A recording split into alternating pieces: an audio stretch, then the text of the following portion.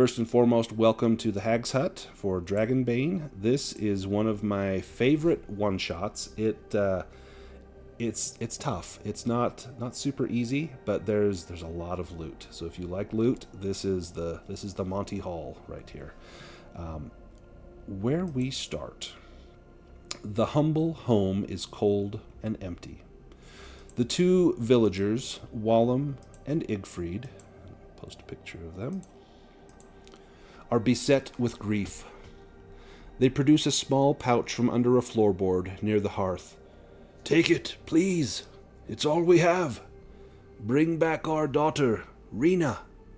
She has been gone 3 days now, and our hearts can scarcely bear the pain of her absence. We just knows it's that old hag in the swamp. She lures the young ones out and eats them. Please, bring her home." And they look at you imploringly. Nash, bring her home. They would definitely look at Nash. I mean, one, you're imposing. You're huge. But you also seem to have a very kind heart. The rest seem to be either melancholy or fierce, but Nash has a heart of kindness. If you can bring our daughter, we will give you everything we have, for she is everything to us. Whatever gold we have saved, whatever food we have, whatever provisions, it will be yours if you will but help young Rena.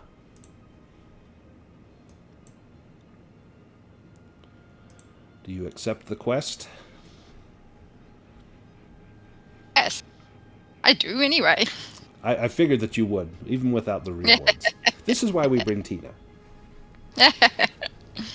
Waiting. I mean, it's kind of like the terms and conditions in games. You don't really read it. You accept it because there wouldn't be otherwise game. Otherwise, like, hey, this was fun, guys. Thanks. We'll see you next time. So, wading through the eerie expanse of the haunted marsh, you arrive at a bank where a solitary torch flickers beside a modest wharf. And let me take us to this page. Let me drag out some tokens here for us. And let me get us all out here before we start moving. Aiden, Nash, Thorvin, and Dunninger. There stands an ancient shack, its age evident in every weathered board. Adjacent to it, a small fenced-off space encompasses a thatched shed, with a well sitting at its heart. Scattered around the perimeter, a collection of foreboding scarecrows looms over the area. You may proceed. I assume this is not the location of the Hag's Hut. This, as far as you know, based on the information that Wallum and Igfried gave you, this is the Hag's Hut. This is where she dwells. Do I know anything from myths and legends about such creatures, or is this like simply a common creature in Give me in a the world? myths and legends roll.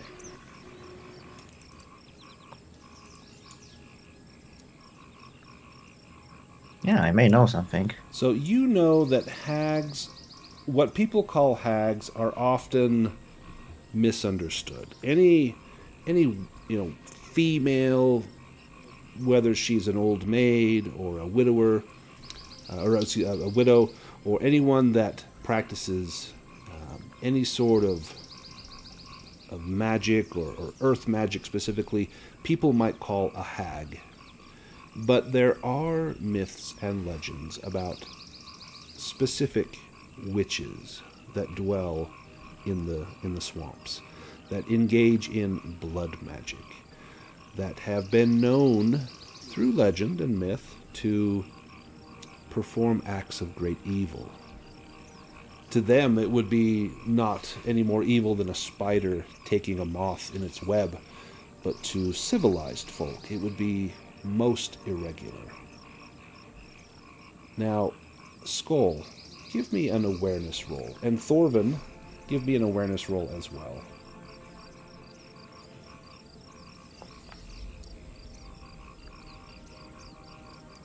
Skull, do you want to push that roll? No, I will pass this time. You're surveying the scene. It's all very... and Thorvin, do you want to push that roll?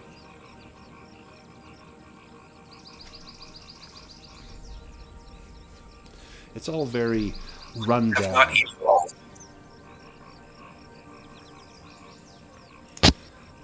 Skull, this scarecrow in front of you, it looks... something about it is different. And as you look at it, you notice that normally a scarecrow would wear old, tattered clothes, but this is wearing nice clothes. But they're small, as though might fit a halfling or a child.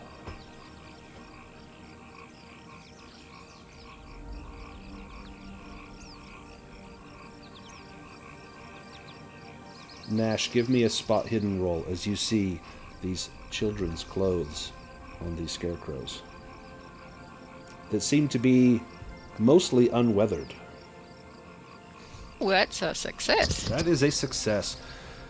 You notice as Skull stands near this scarecrow that the scarecrow's head turns a small fraction of an inch. And as it does, it begins to uproot itself from the ground, and we're going to have our first combat. Yeah, Nash says, heads up, lads! I think Elden should be like, fuck this, I'm out. See you guys. I mean, his background claims he's faint of heart, hangs back. Like, no. Yeah, this may not be his jam. If you go to the combat tab on the upper right toolbar, it's 2 cross swords, you will be able to draw an initiative card. Dragonbane uses cards rather than dice. You will draw a card, they're numbered 1 through 10. So just next to your character, you'll see a hand of cards. Go ahead and click on that, and it will draw that card for you. And then it goes from lowest to highest. I'll go ahead and draw that for that. There we go. Nash, you are up first. Now, on your turn in Dragonbane, again, you have one action. You can attack. You can, defend. You can always move. You can move and then take your action. You can also choose to double move, and that would be your full turn. You can also trade your initiative card with someone else if you want to. Just tell me, hey, I want to swap with someone lower in the order. McAnder, why don't you go first? So that's always an option with your initiative. So Nash, you go first. What do you do? Actually cast Entangle on it. Or, 5eing again. Ensnaring Roots. Perfect. So. It's the same thing, just a different name. Yeah. I go back and forth. I get very confused sometimes. So, yeah. Excellent. Now, with Ensnaring Roots, just for those that are kind of new to the game, to break free, the creature needs to make an evade roll. They get a boon if you do it at power level 1, which you did, so they'll get a boon on their evade roll. But their attempt will count as an action in combat. So whether they're successful or not, that's going to cost their action, and it also does not work on monsters. And I will back away a little bit as well. Okay. Thorvin, you're up next. All right. Thorvin flexes his muscles, which are freshly covered in baby oil, made with real babies. Nice. Well, you came to the right spot. This is the source here. And he will attempt to hack this thing in twain with his greatsword. Nice.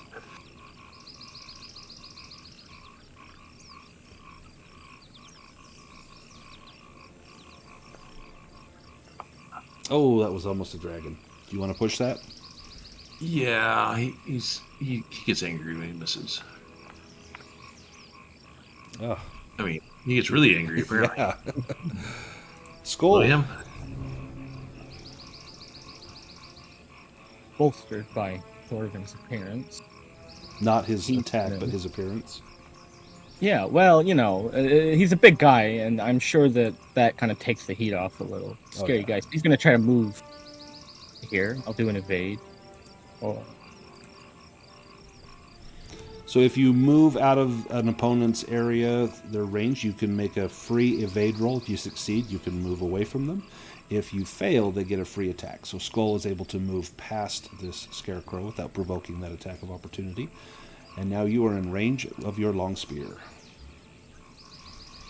I do like standing behind the big guys. Go ahead and roll damage.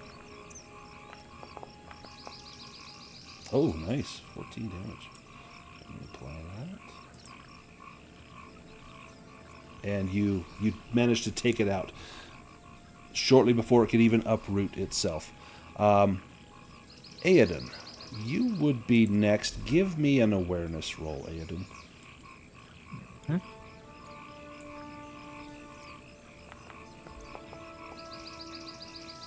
Huh.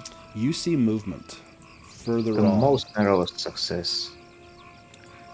Which direction is there movement? There's movement from up here. Oh, I see. There are 2 more skeletons that are slowly beginning to move your way. I point roughly in that way. Look, there's more of them. I hide behind Makander. Fuck that. Makander, it's your turn. Okay. So Makander's temper's starting to rise, and he starts muttering to himself, "Razin, Frazin, Razin, Razin." And he starts walking up this way. How far can I go? So you can move 8 squares. A diagonal counts as 1. Okay. Or sorry, you can move 4 squares, and diagonal counts as Okay. 1. So it'd be 8 meters, and a square is 2 meters. So So you can move 1 more square. Yep, you can move Okay, up to there. got Yep, there. perfect. If you want to double move, you could then move 4 additional squares, and that would take your entire turn.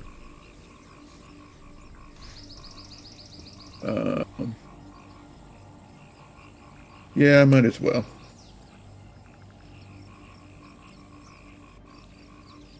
How's that? Perfect. Dunninger. I will also move up. And you can move 5 squares. Yes, and then I will cast Power Fist on myself.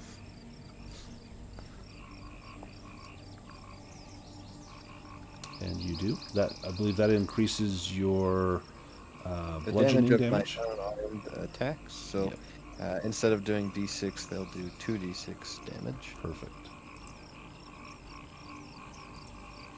And then the Grim Scarecrow number 2, he is going to move 1, 2, 3, 4, 5. 1, 2, 3, 4, 5. And we go to round 2. It will automatically redraw cards. Grim Scarecrow 1 goes first. 1, 2, 3, 4, 5. And then he will move up to Makander, but he cannot attack because he used all of his movement to do that. Thorvin, you're up next.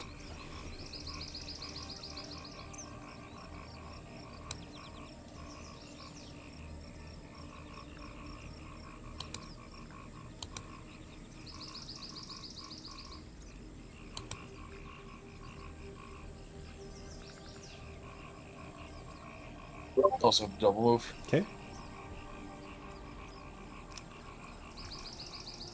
Makander.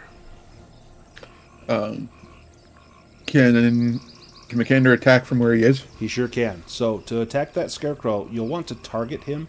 If you click on his token and then push the letter T, it should put like a little reticle, like a bullseye on him, so you know that you're targeting him. And then you can click on like your battle axe, and it will make that attack on him. Or your short sword. Your axe would be a better choice, I think. Okay. Oh, do you want to push that roll? Yeah. So you'll take a condition. You probably don't want to take exhausted. That's going to affect all of your combat attacks. But one of the other ones may be better for you. Okay. Oh my god. Oh, that's even worse. You and Thorvin are like peas in a pod here. Right. Skull, you've already taken out one scarecrow. Oh, well.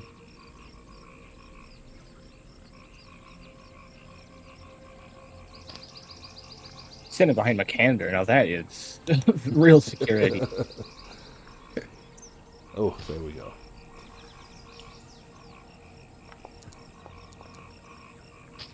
Oh, nice, very even. Not bad. Excellent. It does not fall, but it definitely wounds him. Nash, your turn. I think she's worked out at this point that this is undead. Yes, Right. it would seem to be. All right, I'm going to Or, cast well, Banish. actually, tell you what. Before Or you if I do, can give reach me it. a beast lore roll. Okay, beast.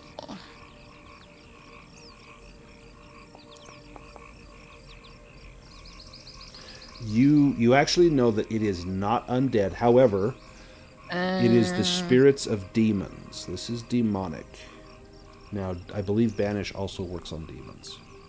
It does, yes. Okay, so I'm going to cast Banish. If I'm in range, I will cast Banish.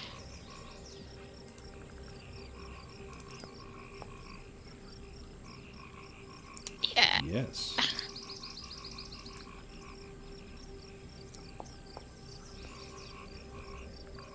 Eee! And Sorry, I didn't target. that's okay. You will take it out E. with your Banish. Aedan, you're up next. Is there something like a line of sight requirement for fireballs? Yes, you have to think of it as like a ranged attack, so you would have to be able to see. So from there, if you moved over, I will probably like move one square, you could probably have that line of sight. Yeah, I assume I can move 4 squares while still being able to cast. Yes. So something like this, or this is still good for the one in the back? If you move to right here, which Okay. you could move to there. Yeah. Yep, and then that will work with line of sight. Okay. So I will try to target this creature. Perfect. And send... I can also again try power level 2. It doesn't make it any harder to cast, if I understand correctly. Yep, exactly the same. It'll just cost you more willpower, but will do more damage. Oh, that's... Okay.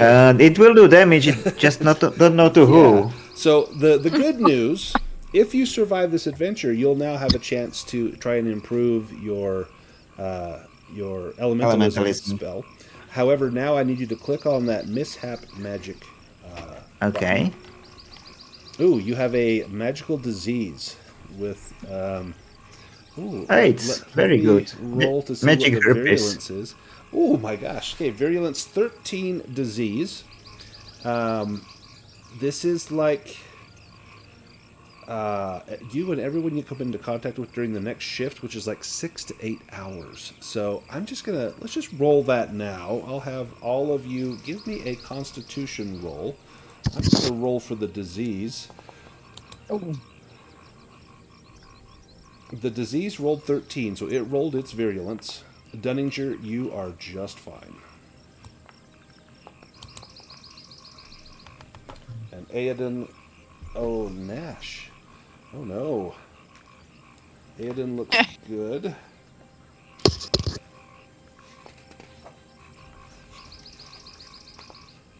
Oh, Nash. It's what we want. We want our healer to be dying. It'll be great. So, Nash, you will become sickly, and you will lose 1d6. Normally it would be hit points for disease. It's going to be willpower.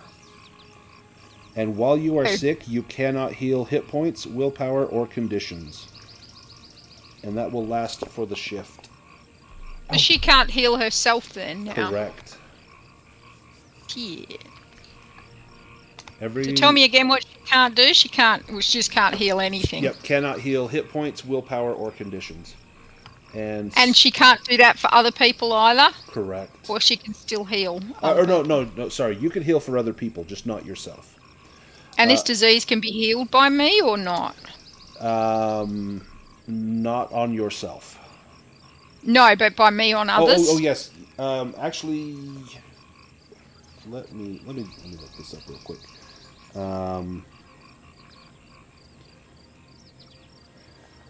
So if someone tends to you with the healing skill while you are sick, the person can make the roll against the disease instead of you. An herbal concoction would add a boon to the roll. So you could... Aoden also has healing skills. Yeah. So I don't think... Yeah, so I don't think you can heal yourself magically. So it says... you'll make a new roll against this disease every day, which will inflict another d6 damage. As soon as you reach 0 hit points while sick, you die a day later. As soon as you win the opposed roll, you are fully cured. You can stop rolling and can heal as usual. So you just have to... It has to run the course on you. Okay. Unless... yeah. So, and I'll have you make a roll every day for that. So... Yeah. Wow. Well, that stinks. So, so let me just be sure. I can't heal other people of this, and Aodan can't heal me, or can he? He cannot heal anyone of the disease. So you just have to... It's your own immune system that will have to do it. You cannot receive healing. You can receive magical healing. So you could drink a potion, or someone could cast a healing spell on you, but I think you're the only one that has healing spells. You can... I think Aodan has it. No, I don't have healing spells. Oh, you just don't have healing skill. Yeah. So you can heal other people, Nash, but you cannot heal yourself. Okay, cool. Thorvin succeeded Skull. Rolled D... Oh, you already rolled D6 to see how many... And Nash, did you roll a d6 to see how many willpower you lose? No, not yet. Yeah, and you put sickly on too, right? Yeah, so you'll take sickly, and then you'll lose 1d6 willpower. Alrighty, I rolled a 6, but the only thing he really would use is veteran, so I'm right. Not that Yeah, worried. so yeah.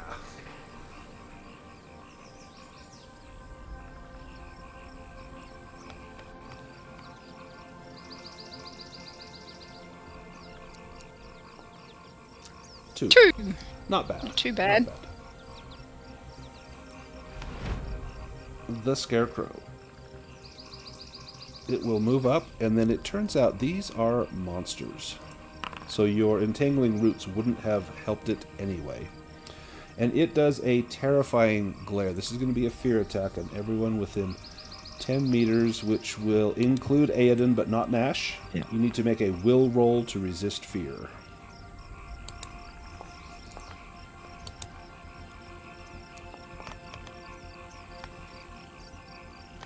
And looks like everyone succeeded. Excellent. Dunninger, you're up.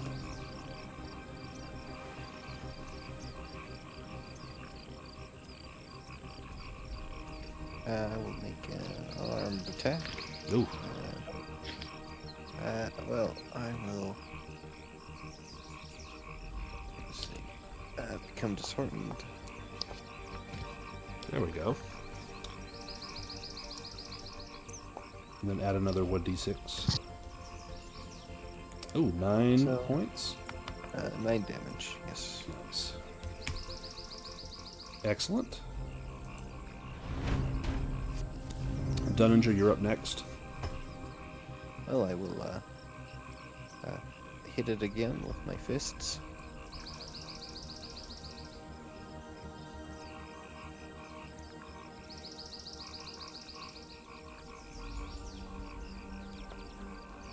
Oh, goodness. I think I put extra damage. Yeah, it worked Oh, there this we time. go. If I just type in the extra damage in the box, it adds to the roll. Okay. Nice. And you take out the skeleton. I'm going to go ahead and end the combat here. As the last skeleton falls, you see that this one was wearing a young girl's dress, probably 12 to 14 years old, and the dress is very nice. There's very little damage or weathering to it. It's probably not been out here for long.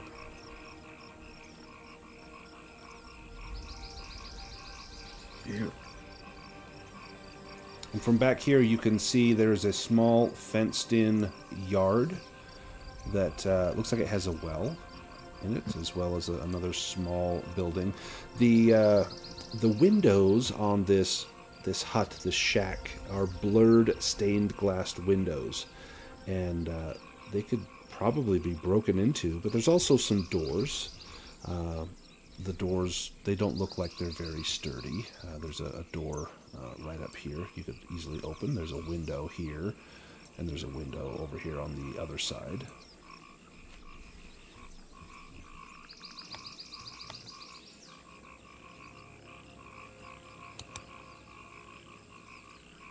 Can we find out something more about these skeletons? You claim they are monsters. Is it like something created magically for this particular instance, or is it something that grows in the wilds, or what can we tell about these things? Is it actually bodies of whoever was wearing these clothes before?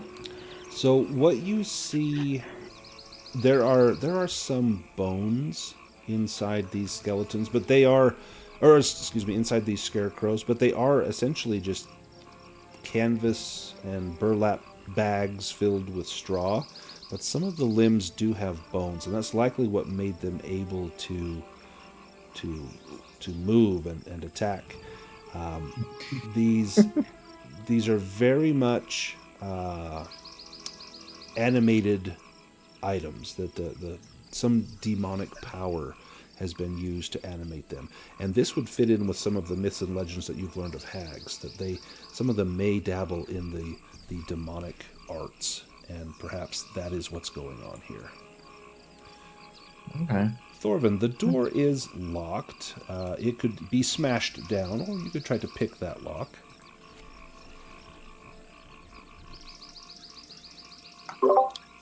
I will look at the rest of the party.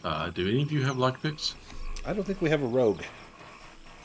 Oh, okay. I can set the house on fire. We found your daughter. She had already burnt to death by the time we got there. Turns out the door was not locked. Let me take us to the inside of the house. Let me grab your tokens here. First, let me get rid of this guy.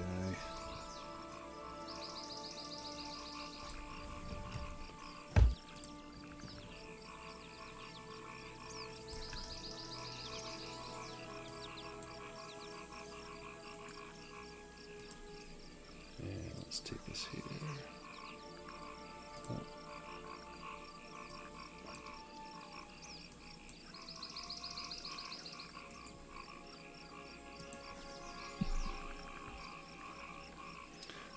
It should pull you into the next scene. And you find yourselves in a cozy living area with a central table. To the west, a fireplace crackles against the wall, casting a warm glow throughout the room. On the eastern side, a doorway leads away. The room is further adorned with barrels and a shelf housing various items. A trap door can be seen in one corner, and another door leads off to the north. From the outside, this place looked like a run-down old shack, but from the inside it looks very cozy.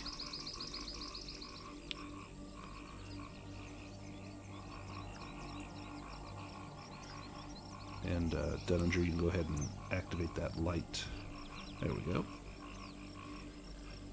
So here you can see that trap door. The barrels in here seem to be water barrels.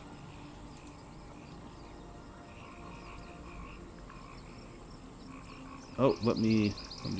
Oh, there's Nash down there. Let me grab Nash. Real water in them? There we go. Give me a bushcraft roll.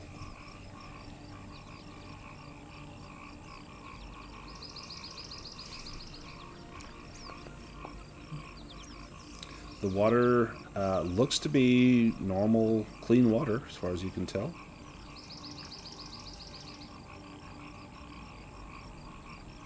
Can I see anything in that hut that would mark the presence of a spellcaster? Give me an elementalism roll.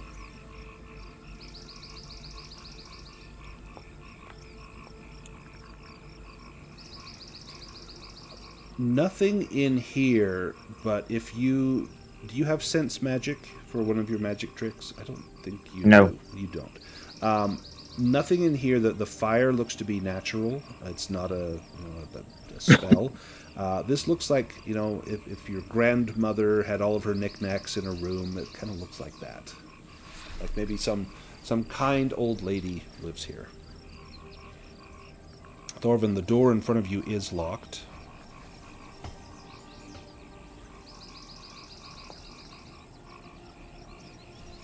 Okay. The door in front of you was locked.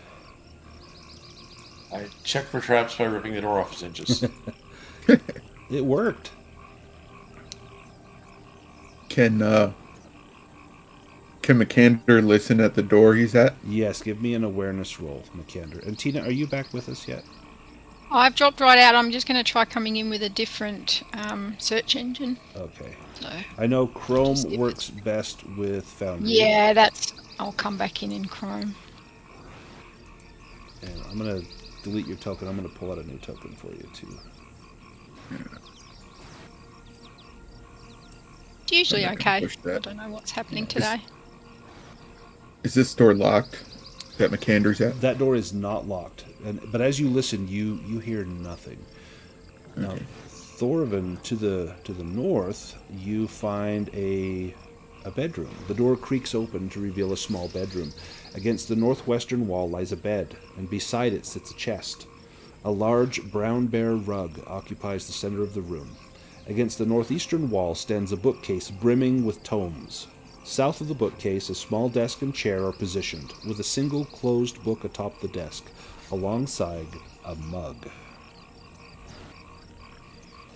Open What is chest. the book about? The book is a tome of alchemy, and if you had the Master Alchemist optional heroic ability, which none of you have, you could get an advancement mark towards improving that. Or if you had potions and poisons, which is also another optional skill. However, if you look through this book, it looks to be a book of brewing, of how to brew different potions. And one of them looks to be like a potion of haste, a potion of great speed. But without the requisite skill, it would be very difficult to try to reproduce that. Does it include brewing coffee? Can I learn something about that? There's a mug on the desk, and the mug actually has some warm coffee in it. Sweet. Now the chest looks to be locked. Yay, Nash is back. If you want to get into that chest, you could try a sleight of hand roll with a Bane, or you can smash it in just like that. Excellent. Thorvin, as you break open the chest, a cloud of poison spews out, targeting everyone within 3 meters, which is, I think, going to be everyone in... Nope, it's not going to be... So it's going to be Thorvin and Skull. This is sad. Thorvin and Skull. This is a... Give me a Constitution roll. It's against a potency 12 lethal poison. Let me roll for the poison. And the poison succeeds. Thorvin, your con roll was higher than that. Skull, you failed.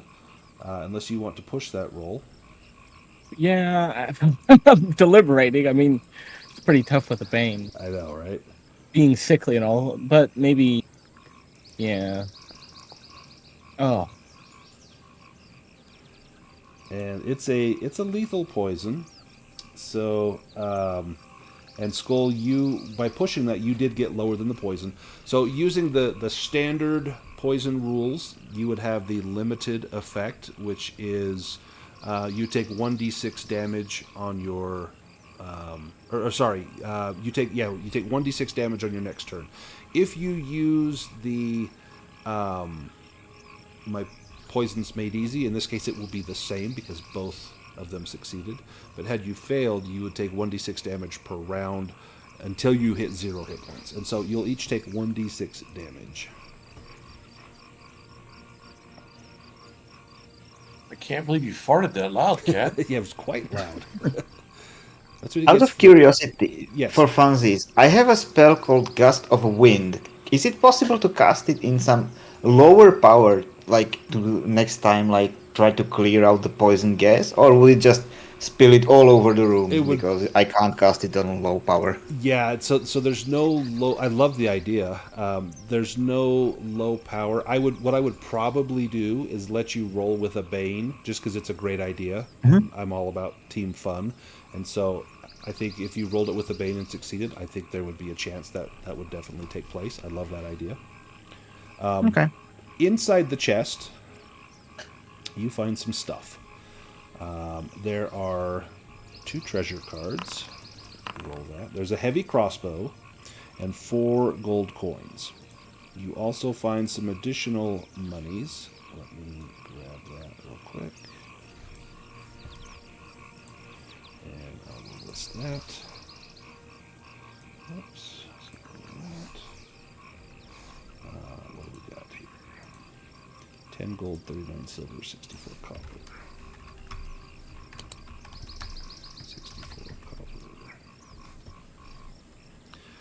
You find a dagger. It's a black-handled dagger in a bone sheath. And this looks to be not just an ordinary dagger. There is something unique about this dagger. Does Dunninger have sense magic? He does not have sense magic. Let me have Dunninger give me a mentalism roll.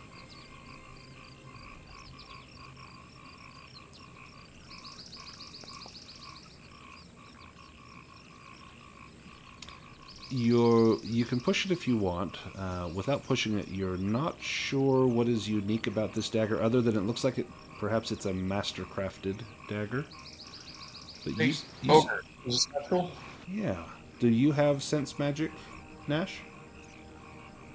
Yes, I do. Sorry, I'm still trying to work out my my screen here, but yes, I do. Do you want me to roll that? Yeah, if you don't mind rolling that.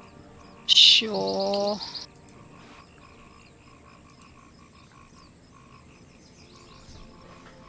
Just, in fact, you don't even have to roll. Just cost you the one willpower point. This is a dagger of severing, and with this dagger, you can do some truly unique things. So, if you sever the hand of a humanoid creature, it will become a crawling claw under the control of the wielder of the dagger.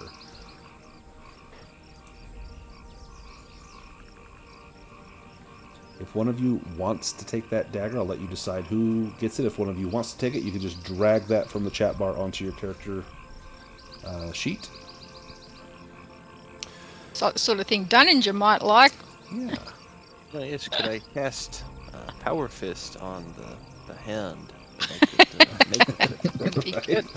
Let me have Thorvin give me an awareness roll.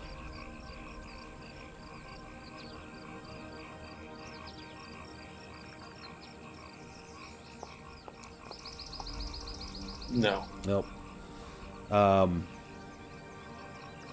Skull, you see a faint shadow of movement coming from under the bed. And as Thorvin is kind of standing near the fact that now he's on the bed, maybe he's laying down, seeing how comfortable this bed might be, you see movement, and then you see a small, pale white child's hand reaching out towards Thorvin's leg.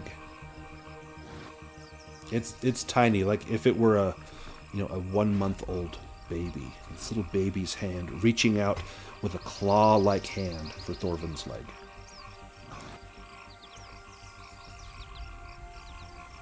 What would Skull do? Well, my question initially was, is it like a baby? But a claw-like hand doesn't sound very... Well, it's like if a baby were to make a little claw, like it's gonna try and scratch. Right. Okay. See, I was imagining some kind of like trollish creature. Oh no, it's pale white skin. What? Is the rest of the baby attached, or is it just? It's hand? in the shadow. Do you want to get down and peer under there? No.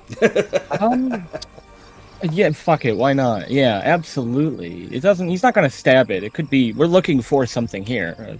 This is a search and rescue mission. As you peer down to see what is there, you see a face looking back at you. And then this small doll holding a pair of scissors crawls out from under the bed, and another one with a small hook and knife in its hand. And we are going to be in combat. Oh, I was hoping for arts and crafts session, but I guess. What, doll making? Let me make sure. We're gonna be Shuffle in public. the deck here. Let's see.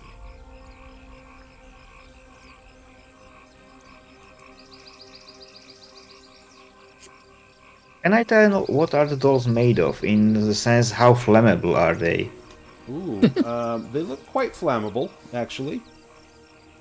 They are. Yes, that's they're- probably the rest of the house. Yeah, maybe not yet. a porcelain face, but then cloth body and cloth arms. I'm gonna go ahead and draw cards for those that have not. Dunninger, Oh. you see the movement from where you're standing, peering. You can see these two small beings crawl out from under the bed. So I cast Power Fist, and it lasts for 15 minutes or a stretch. So would that still be active, or have No, we we've probably spent that long just kind of searching in the room, getting into the house. You would need to cast that again. In that case, I will switch with Thorvin. All right, Thorvin, you can go first. Let me swap your initiative. Thorvin, you're up. Thorn's looking at this like, oh hell no. Can he grab the two and smash them together? Yeah. Give me a brawling roll.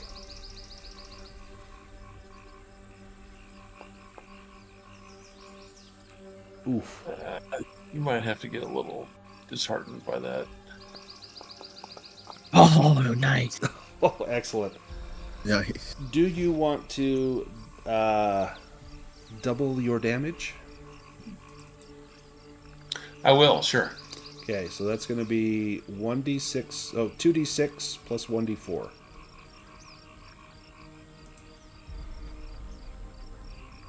Also, everyone within 30 meters of me gets 2 willpower back. Nice. I can't, right? Because of that illness. Yes. Nor me. Are you not entertained?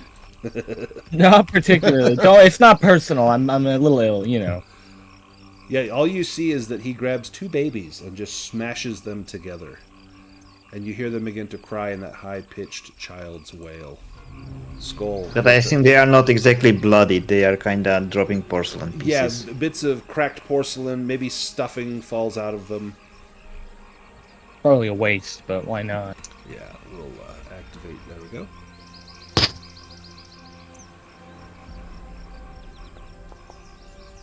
Oh my goodness. Ooh. It's not been great. Well, I'm collecting them all tonight. You just can't heal any of them. Yeah, that's the way it goes. Alright, and that one is going to try to evade. Let's see, it's this one here. Make an evade roll for it. Oh, yeah, it Ooh, does. It does evade.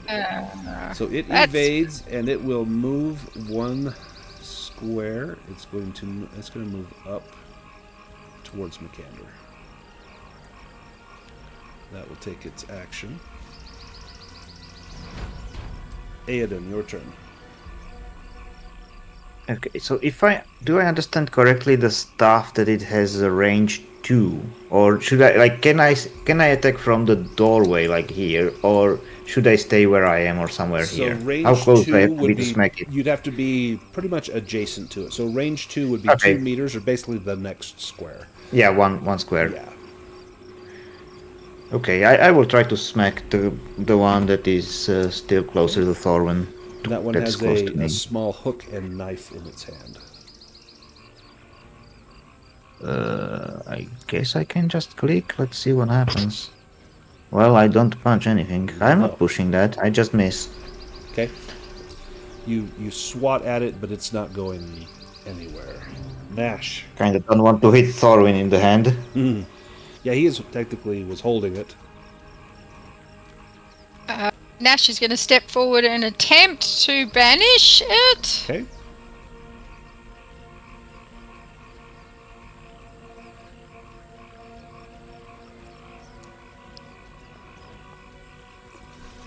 Excellent. It's a 2. Roll damage.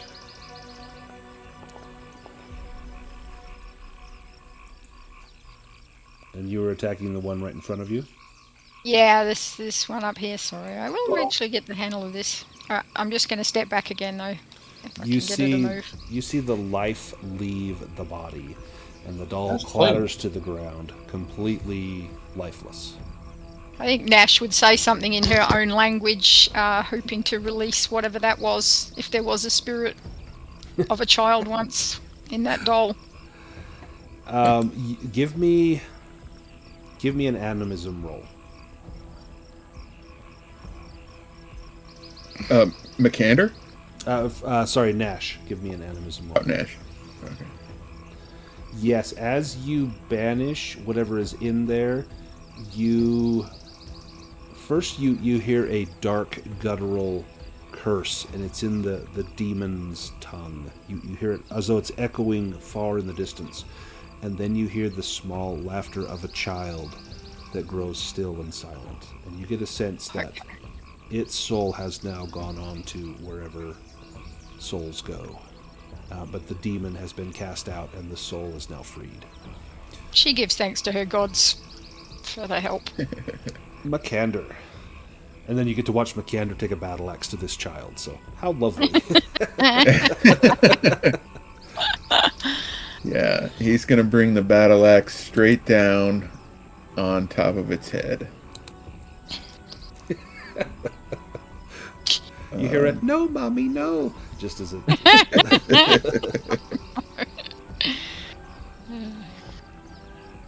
Ooh, And man. oh my god. Did Reese touch all of your dice? Because everyone's rolling really poorly. Man. You push it? All right. Yeah.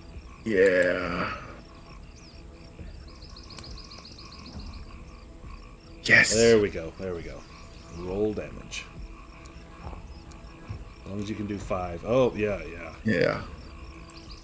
Tell me how you take out this little baby. Blitz it right in two, straight down the middle.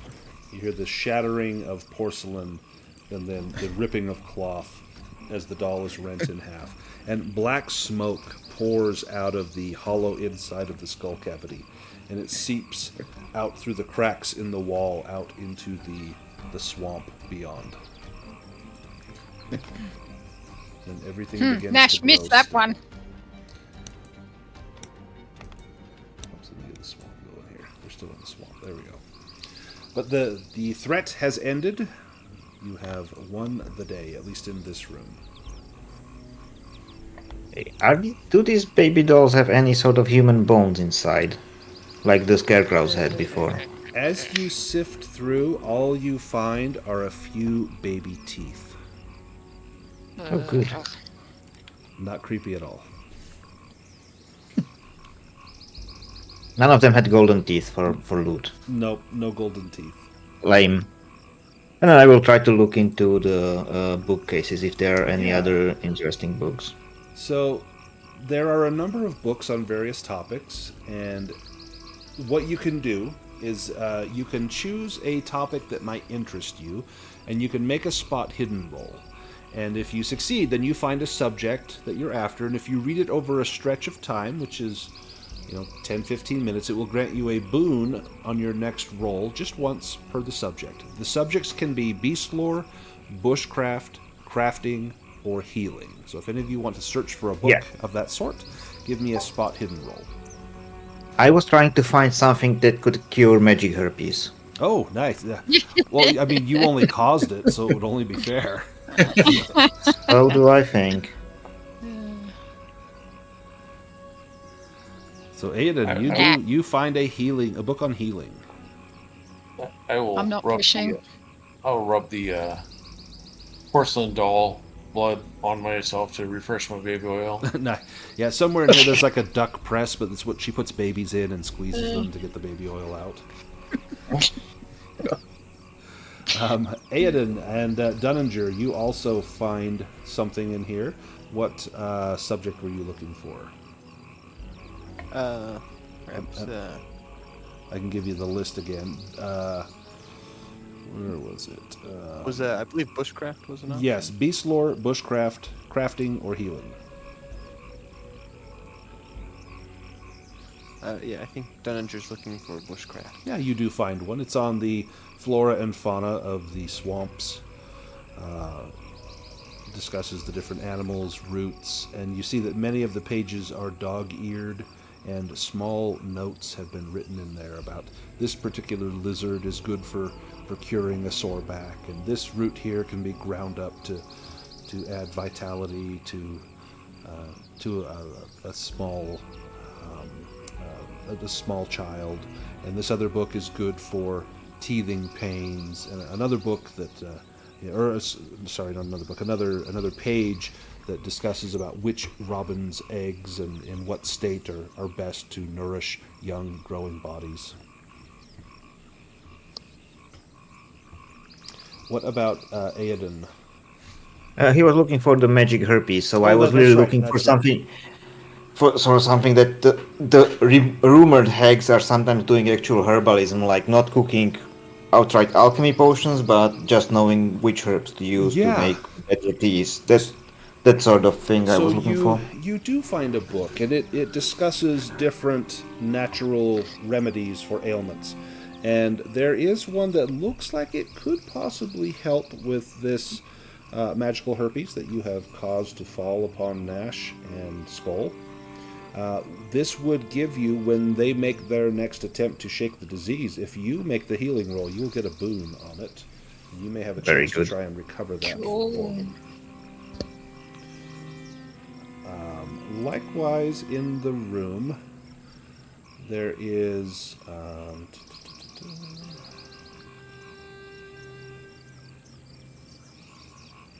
oh, here we go. So you have that option. If you just spend 15 minutes looking at it, you'll get a boon on your next roll in that skill.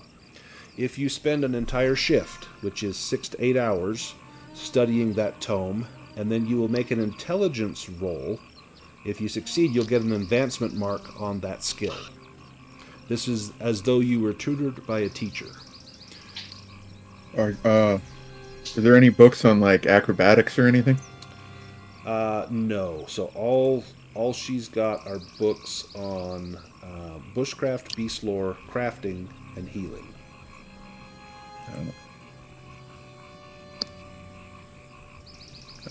Could McCander have the one on beast lore? Yeah, give me a spot hidden roll to see if you can find that. Hidden amongst all the other books. Yes, you do. You find that. Nice.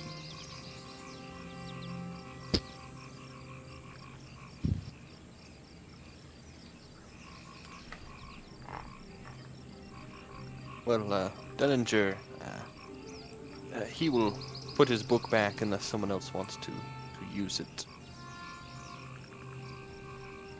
But he is not going to read through it. Okay. Do we have to decide now? Because I kind of wanted to keep the book for reference and actually lug it with me Yeah, in a yeah. backpack or You something. can carry it with you.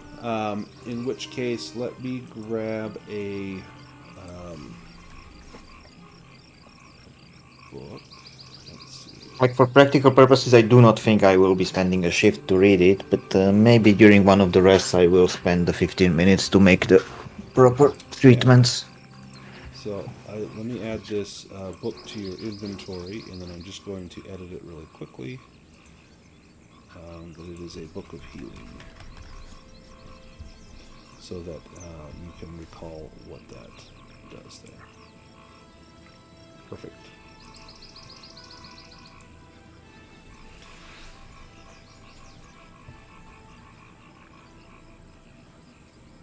That seems to be everything of interest in this particular room.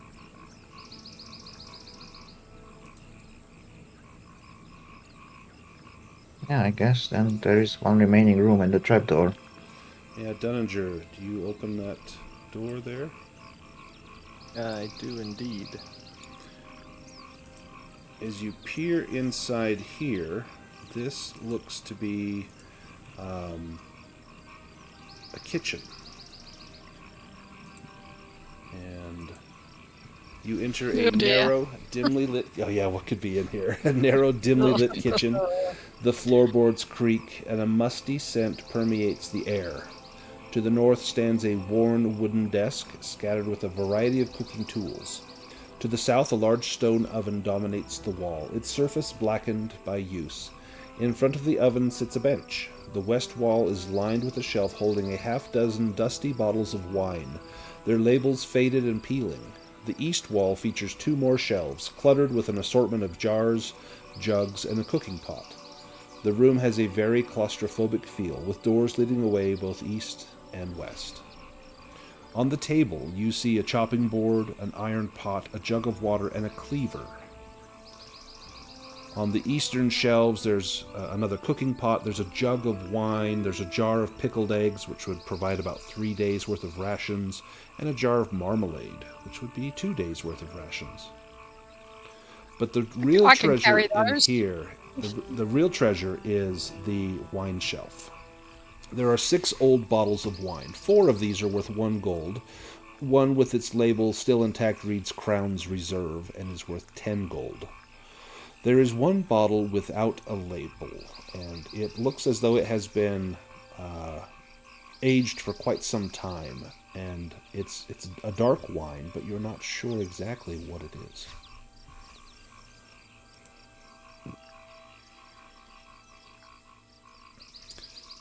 So Nash, that would be 5 days worth of rations you could take there. And Skull, give me an awareness roll as you stand near that other door. Uh-uh. That door is over there is not locked. Oh no! Oh, well, the I knew good it wasn't news. going to be a dragon. Yeah. Good news, you'll have a chance to try and improve that. You hear a faint scratching sound coming from within. That should be the door that leads outside the house. Am I understanding it correctly? This door here, it's hard to tell. Okay. Does the kitchen or whatever the place it is contain anything used for cooking the alchemy potions that correspond with the book we saw? No, there are some cooking pots, but they look like they're probably used to make gruel or stews or things like that. Nothing that would be for Magic making, potions. yeah, magic reductions or tinctures or things like that. The cleaver could be used as a weapon if someone wanted to take the cleaver. There is also... Nash, give me an awareness roll as you stand kind of near that oven. I'm just imagining Nash with a cleaver. Oh my god.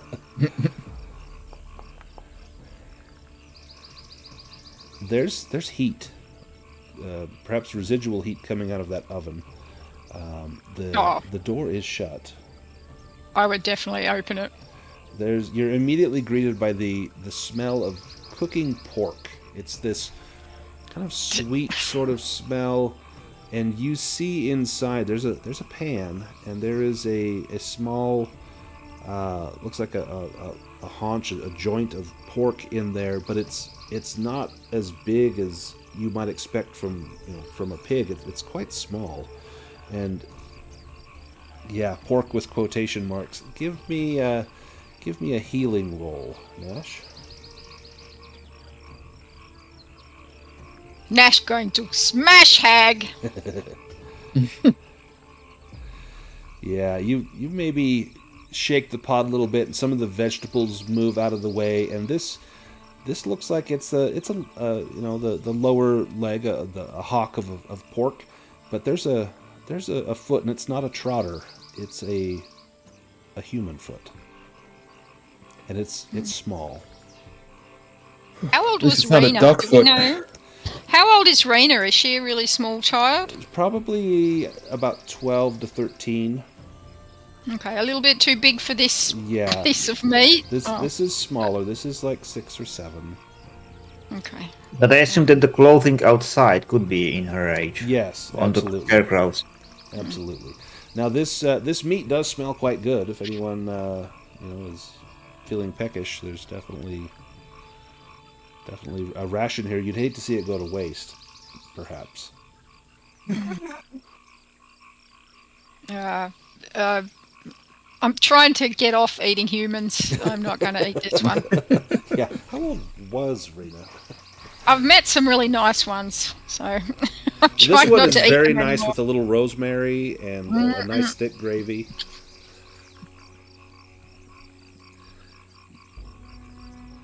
But it's still it's still warm. This oven, I mean, this is cooking at the moment, so as though someone was recently here. Yeah, I think we need to get to this lady as quick as we can, the hag, so that we can stop this murder. I take it out of the oven, I put it on the, I put it somewhere, I say a blessing in ogre over it. You And, can't eat medium rare. You You'll get salmonella. We're all gonna get worms. Is anybody going to eat it? No, but is there some sort of cooking skill that could tell us how long time ago was someone attending it last time? Bushcraft. Or how long did it have to... Yeah, Bushcraft. bushcraft is the cooking skill. I have cooked food as a magic trick. I don't know if that would help. Oh, do you want to finish the preparation on this? No, I don't. It's more like how long is it that someone has been with this, or when did they turn off the stove or something? Yeah, give me that bushcraft roll. Yeah, 1 sec.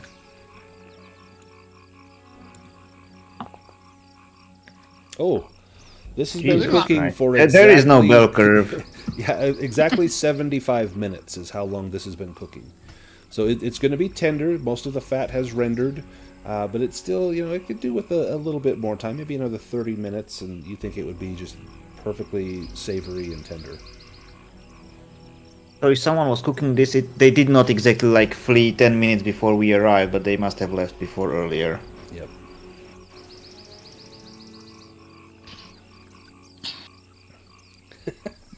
Jesus. Oh man, Rosemary, Sage, and Tim. No. That's awesome. Oh dear, it's dark.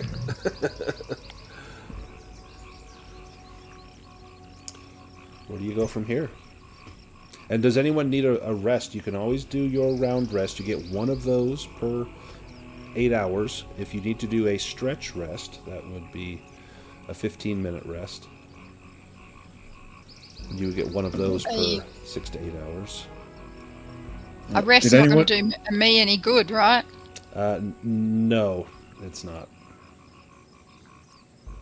I'm stomping around angry. Did anyone take the butcher knife? The cleaver? No, unless Nash did. Yeah, Nash yeah. kind of talked about it. Does someone want the cleaver? Does anybody want the cleaver? Because I will have it otherwise. I don't I was want it. I was gonna have McCander take it. Okay, let me Use it as like a throwing knife or something. let me drop it into the chat, and then you can just there we go. You can just drag that onto your character sheet. Okay, thank you. Thorvin, there is this trap door in the floor that you're standing by. Did anyone Did actually someone scratch at the door outside, or whenever? Yeah, those- Yeah. so door McCander, light? there was a scratching sound that you were certain that you heard. Did anyone take the dagger of severing? Dunninger did. Okay. Good. All right. I'm going to check the trapdoor for traps by opening it. By smashing it open. What's the likelihood that there's another poison trap in here, you know?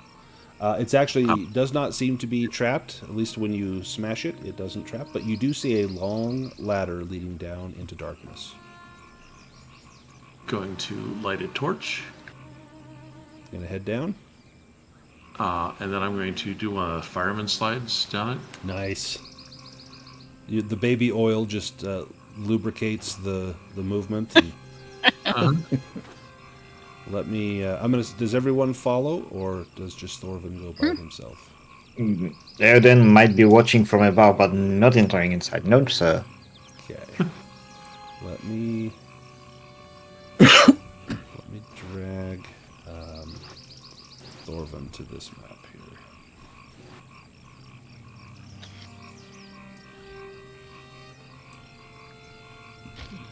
And hold the scene. And you had a torch. Torch lit. There we go. Thorvin, you come down into a cellar. The air is cool and musty, and the dusty stone floor feels cold beneath your feet. The wooden walls of the cellar give it a sturdy yet aged appearance. Inside the cellar it is filled with shelves, crates, and barrels, all stacked with various goods. Shelves line the walls, holding jars and bottles of preserved foods, while crates and barrels in the center of the room contain supplies and provisions. No more wine bottles? No wine bottles. There are plenty of rations, enough that every person in the party could fill up to 8 rations each. If you don't ask what meat is it from. Right. I'll tap this keg. Nice. As you open that up, there is a rich, dark liquid that comes out. It looks like port. It has a faint metallic odor to it, but it looks very rich and satisfying. Perhaps an iron scent. Yeah, absolutely. I will turn the spigot Like- off. Like blood. Yeah, as the more you look at this, the more this looks like uncoagulated blood. I want to know how she keeps it so. Wait, so it's healing item then. If you are bleeding, just pour it in. Well, as you swirl it, maybe in there's probably a mug down here. As you swirl it in the mug, you notice that it begins to clump up and clot rather quickly. Well, I'll go ahead and rub it on my body. You know, What? need to let things go to waste, you know. It's a good moisturizer. Come on down. The child blood is great. Does everyone else head down? Absolutely. Sure. Is Nash gonna fit? Nash will fit. It's going to be a bit of a snug fit, but Nash will fit. Let me. She grumbles her way down. Let me drag some tokens out here. As you get down here, the one thing that you notice is that the sounds of the swamp are no longer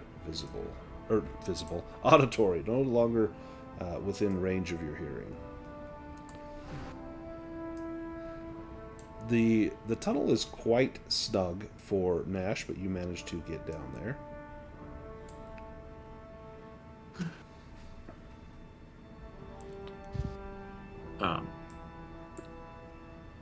So I suggest staying away from the red. It's got a very strong iron bouquet, and I don't think it was a very good vintage. In fact, Skull, give me an awareness roll with a boon.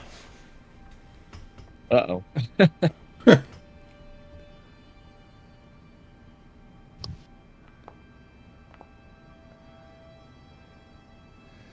Unlucky. You smell something that it has you slightly on edge, and you hear your stomach begin to growl immediately. You realize that whatever it is in here that you're smelling seems to trigger a feeding response in you.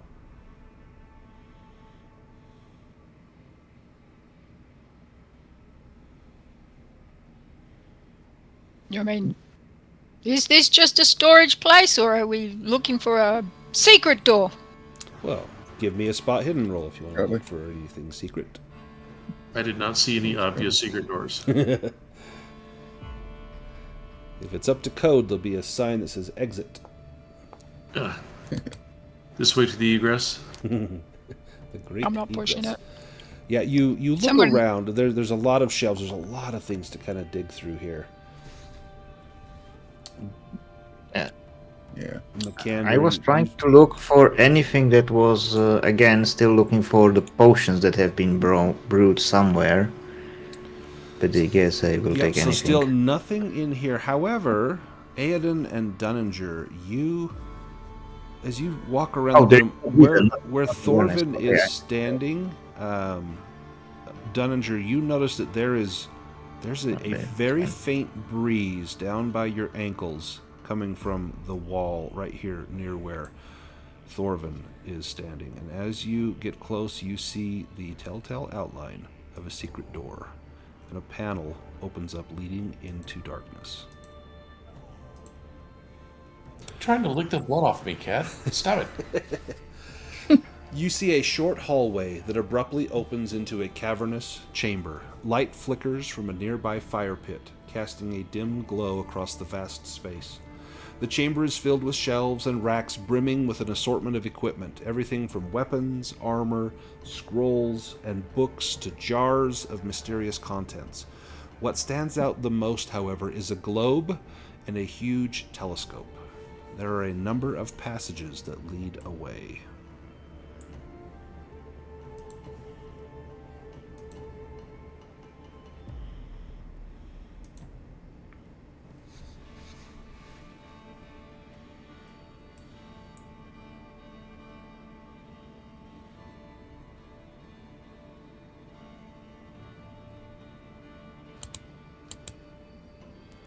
Any babies in these boxes? As you look down there, you see, let's see, where are we? Down there. Yeah, not babies, but you do find a couple things here. So there is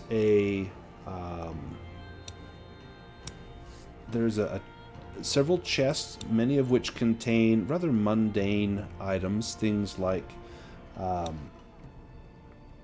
silverware or plates, things like that. Then there's others that have sleeping furs, blankets, just mundane random things. And then there's a chest next to you that as you peel back the top, you realize is not a chest at all.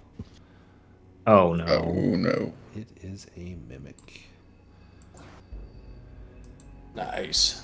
And let's Fuck roll that, I hide behind initiative. Makander. Everyone hides behind Makander. Let's get some combat music here. Nash 8 foot tall. You could hide behind Nash too.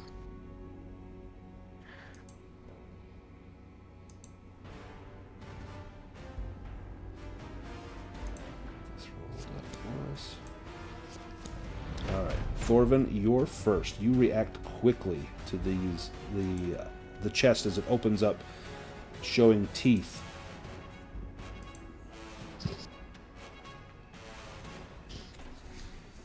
Thorvin's not a big fan of chests with teeth. He is going to attempt to smash it with his sword. Just lockpicking. Still just lockpicking. I mean, Thorvin's a very straightforward type person. Yeah, it's a box. It has to be smashed. It's easy. Bonus costs. The only thing you've been able to hit are babies and inanimate objects. Well, Oh, there we go. There we go. you mean inanimate babies, and I'll be a hit them too. Oh, nice. That's a lot of damage. Skull, your turn. Not bad initiative.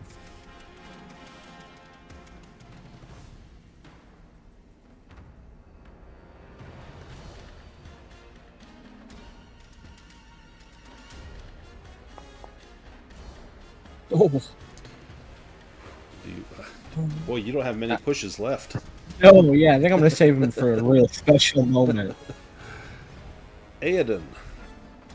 Yeah, I will try to hit it with a basic fireball. Okay. There is no like disadvantage for shooting into melee or something like No. that. I Very good. mean, you could do some optional banes here and there, but you have a clear line of sight to this thing. Hey. Nice. Roll damage. Is it? Nice.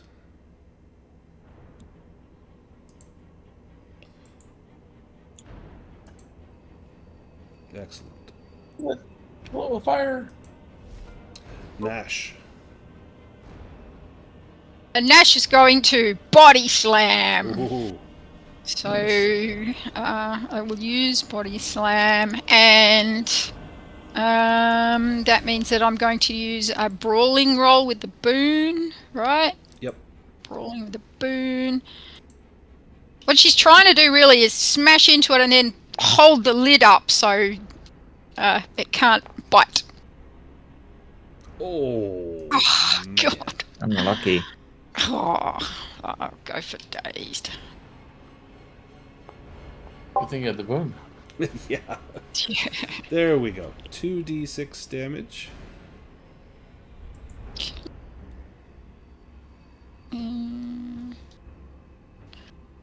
It's not rolling for me, so. Yep.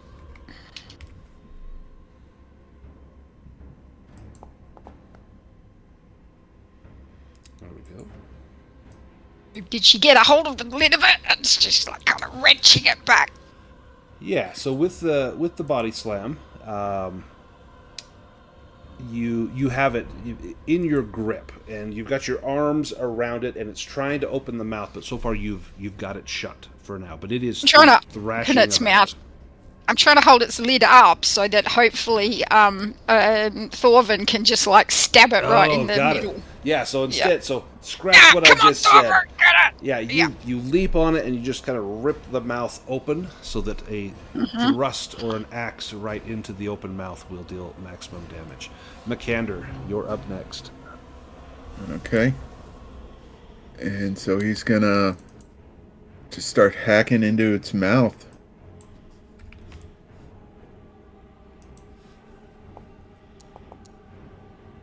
Nice. Nice. Roll damage. Oh, look at that. Ooh, 13. Perfect. How'd that do? It's not dead, but it's close. Now the Mimic will go. Now you may notice that the Mimic goes twice in this round. It is a monster. It has what's called Ferocity. And so it Ferocity 2, actually, so it can attack twice per round. And monsters are a little different in Dragonbane. They don't have to make a roll to hit. They automatically hit. But there's a random table. We're going to roll to see what it is that they do. So random roll to see what the attack will be. So with the success of body slam, it should be prone, but I don't know what that means for a mimic. Let me take a look here. Maybe it's just because its lid's up instead of being prone. Yeah, I think so. So I reduced the armor on it for that Okay. battle axe attack. This will bite an opponent within 2 meters with its sharp teeth.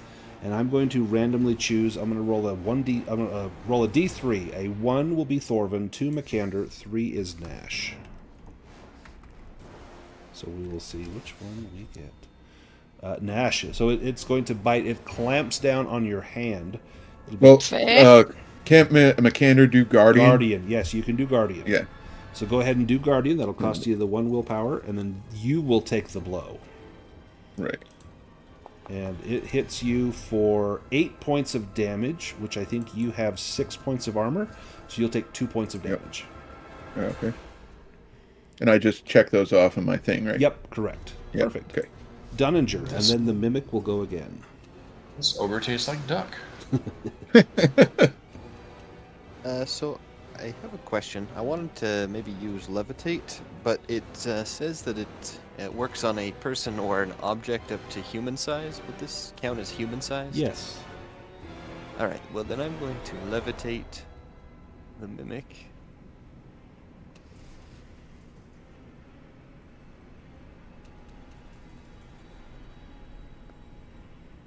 Nice. So that will be 8 meters up in the air, and then once it is sufficiently high, I will drop it to the ground. So the ceiling here is about 4 meters high, so it will only drop 4. If that affects you wanting to spend a level 2. Well, I already spent it, so Okay, it goes all the way up to the ceiling. I guess that doesn't damage it then. Okay. Well, it'll take 46. Wasn't it? I thought it was 6 meters. You needed at least to do damage. So the first 2 meters doesn't do damage, but then beyond that it does. You might be thinking feet, the first 6 feet, but the first 2 meters was no damage. Like you could survive that fall. But the mimic clatters down. Okay, clatters to the ground and shatters. Excellent.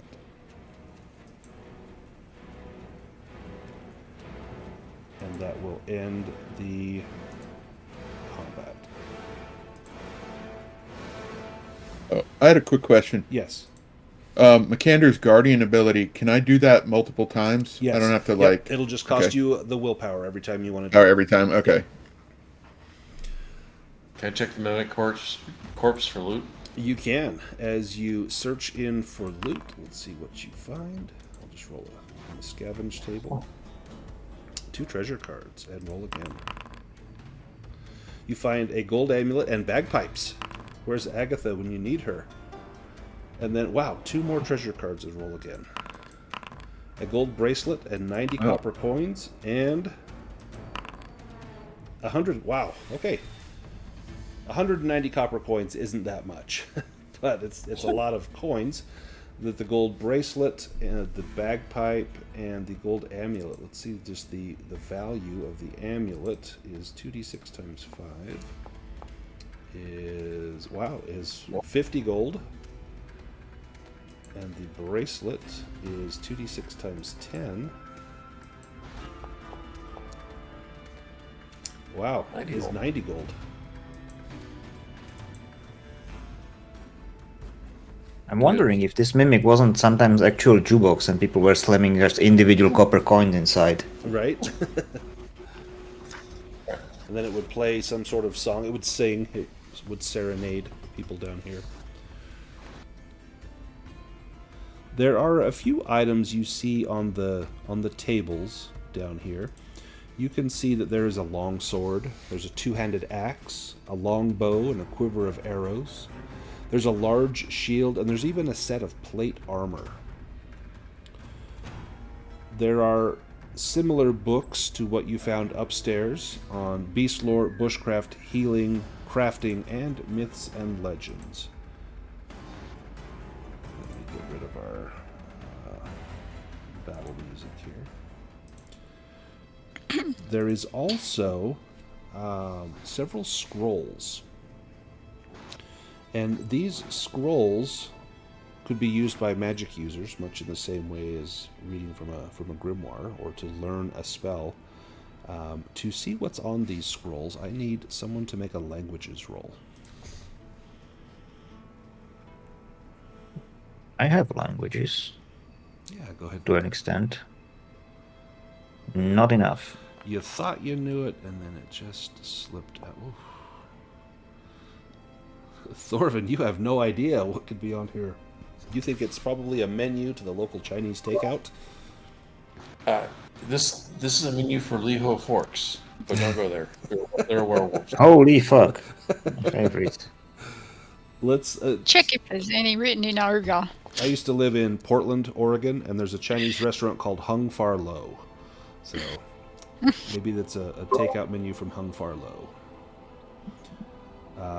Dunninger and Nash, you're able to read what's on here. And let me give you, I'm going to put them in the chat, and you guys can sort them out. There is a Scroll of Lightning Bolt. This is an animism spell. There is a Scroll of Salamander.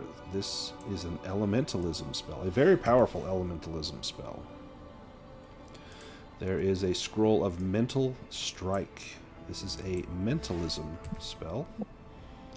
And there is a Scroll of Flight, which it would be like that levitation spell, only this is the rank 2 of that.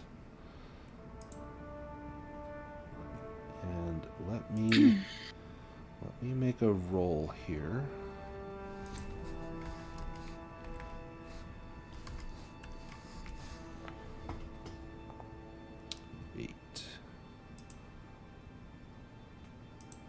Okay. Nothing else seems to happen. Aoden, you see a telescope in front of you. You have likely never had the opportunity to look through one. This is a strange contraption, a long cylinder with lenses. And as you peer at that lens there on that end, you see your reflection in that lens. If I look on the walls, on the ceiling, does it even go above? Like, we are underground. This is not where I expect the telescope to be. Yeah, no, it's just there's Earth up there. As you peer in the eyepiece, you see a starscape, a field of stars, and you do not recognize any of these constellations. It's looking at a sky that you have never seen, in a place that you have never been. How it sees it underground, you have no idea. But I guess I can figure out it's not normal looking tube because there is nothing to be seen. Absolutely, this is not normal. One, you wouldn't be able to see the sky from below ground, but two, it's as though this is seeing the night sky on an entirely different planet. Big ogre friend, do you sense anything else down here that's magical? I shall have a look. Or I should say, Nash, look. Dunninger, give me a mentalism roll. Nash, you sense that there is magic coming from the chest over here. None of the weapons, the two-handed axe, the armor, the shield, none of that seems to be magical. The scrolls are magical. If anyone wants the weapons, let me know. There is a... I'll read them off again. Longsword, two-handed axe, a long bow, quiver of arrows, a large shield, or plate armor. I'd be interested in the long bow, but can Makander even use that? So, let's see. There are requirements for a longbow. Let's take a look here. Definitely has a strength requirement. Yeah, you've got the strength for it. So if I put it on your character sheet, you should be able to use it. What you can do, so you can have 3 weapons at hand. Right now you've got your battle axe, your short sword, and your small shield at hand. If you wanted, you could maybe put your small or your short sword away and equip your longbow. That way you can just easily switch between those in combat. I'm going to go ahead and yep, perfect, and then just check the little, yep, perfect, just like that. So now you've got your longbow at hand. And I'm going to give you the arrows as well, because you will need those. Okay. Perfect. Thank you. Mm-hmm. Dunninger, did you pass that? You did not. I am not familiar with this magic. Yep, you suspect that it is indeed magical. It is very likely going to be some sort of spell, and Farsight is an excellent hypothesis. But there is something magical coming out of this chest over here. Are you a mimic? If you are, you have to tell me. It's the law. That only works with the police. And Makander, you saw up here there looks to be a pool of water. Can I poke the treasure chest with the staff, standing someone away? Yeah. I could shoot it with an arrow from all the way back here. As you jab at that chest and Makander readies his bow, it is indeed a mimic, and we find ourselves in battle again. I kind of telegraphed that one a little bit. Let's go ahead and draw initiative cards if you are so inclined.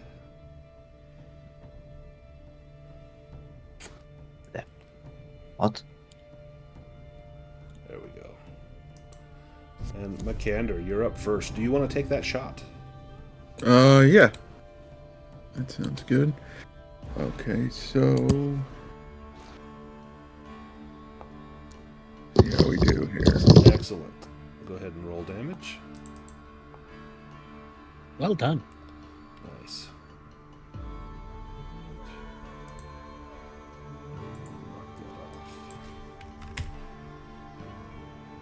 And Dunninger, you're up next. Right.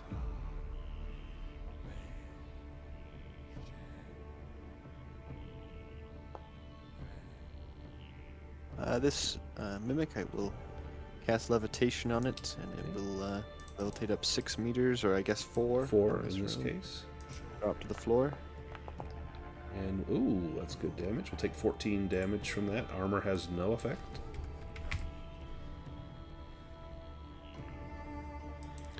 Aedan.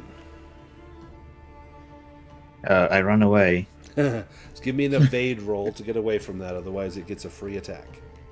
Mm-hmm. Evade. You got it. You got it. Perfect. So you can move, and then you still have your action. You can move again, or you could turn and... Yeah, I guess fireball it again. Perfect. Oh, one sec. I need to target it first, I guess. Oh, yeah.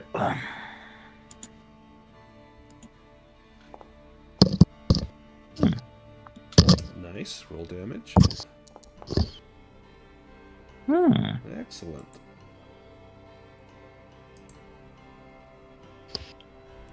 And skull. Alrighty, well.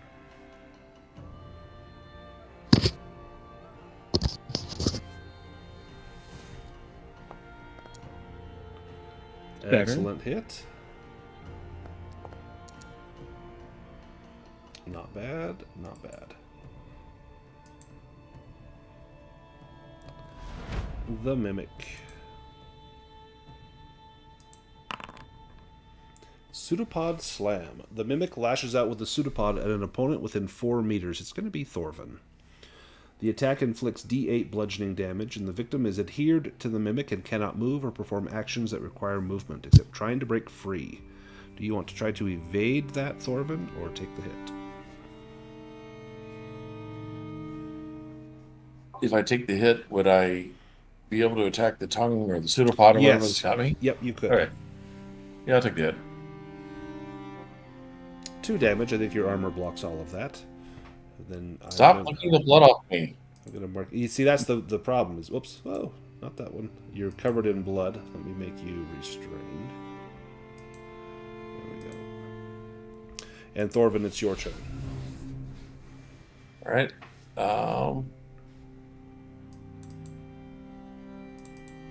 I guess I'll take the greatsword at it. You might be able to take it out. You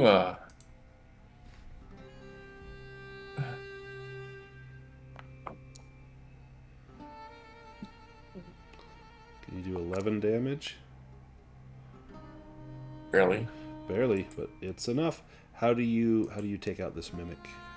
Well, it's licking all this blood off me, so I grab its tongue, stick my greatsword out, and pull it into it. Nice. And then, because I killed something, everyone within 30 meters of me gets 2 willpower back. Except for Nash and Skull. Except for people who can't, yeah. Yep. And then you are no longer restrained. Get that off there. If no one else wants them, Thorfinn will definitely take the sword, shield, and armor, but if someone else wants them, you know. If not, I will put them on your character sheet. Anyone else want the long sword, the large shield, or the plate mail? Alright. Actually, I will try to plunder the bookcase. Like, no in-game effect, but if there is something interesting to read and educate myself, I will take some give me a spot random hidden book. roll. Nash should join you in that. Spot hidden. Spot hidden. Unlucky. You just see many of the same books that you saw upstairs. You see them down here as well. And Dunninger, you see now as well that pool of water just beyond there. Don't go near the water. The passage slopes downward into the small chamber containing a deep body of water. At the far end, there's a small landmass that hosts clusters of large brown mushrooms. And above, there's a small circular hole about 12 meters up that's open to the outside. Oh, is that the well? Very likely the well. Would Nash recognize the mushrooms? Give me a bushcraft roll.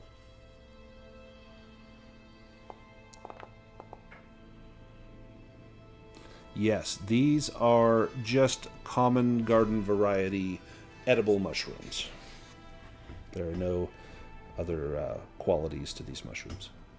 Okay. Since he's not wearing it anymore, Thorman will wash his chainmail, all the blood and baby oil off of it.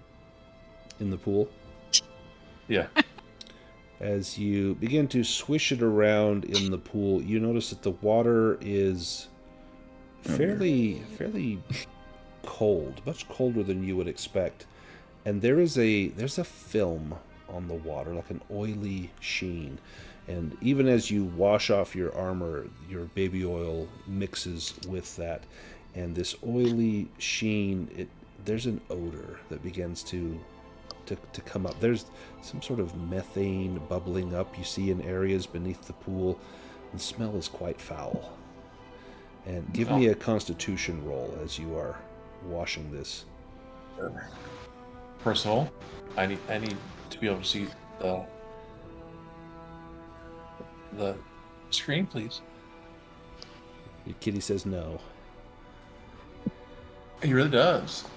Computer says no. There we go. Yeah, you are going to take the sickly condition unless you push that. No.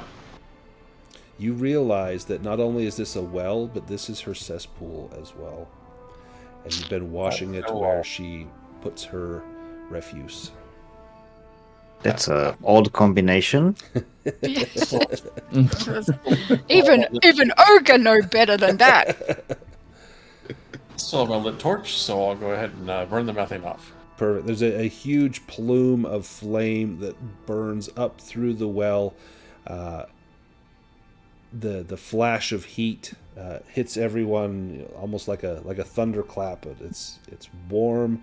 It's very combustible, but as quickly as it begins, it ends, and that smell is no longer present, and that oily sheen begins to fill over the surface of the water, keeping the gas from escaping.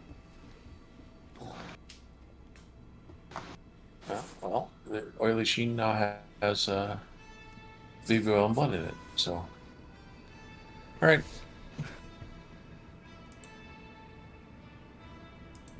Oh, I guess I'll take a look at the...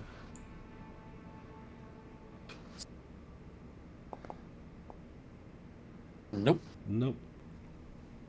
There's just so much splintered wood and bits of the internal parts of that mimic. It's just pretty foul. But Thorvin, as you come up into as you come up into this room, you see light flickering ahead in a large dark chamber, and as you approach, the smell of death assaults your nostrils. You see several bodies wrapped in cloth and bound with ropes, along with piles of bones scattered around. A skeleton lies on the western side, while to the east are two coffins, one of which is adorned with lit candles flickering softly.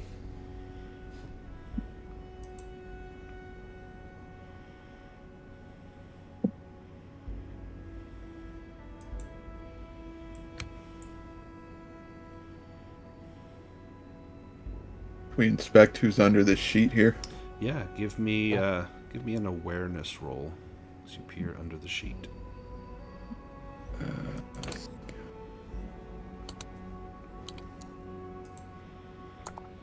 Nice. As you reach out to lift the sheet, your hand is greeted as the sheet begins to rise up to meet you. and from beneath the sheet rise several living dead.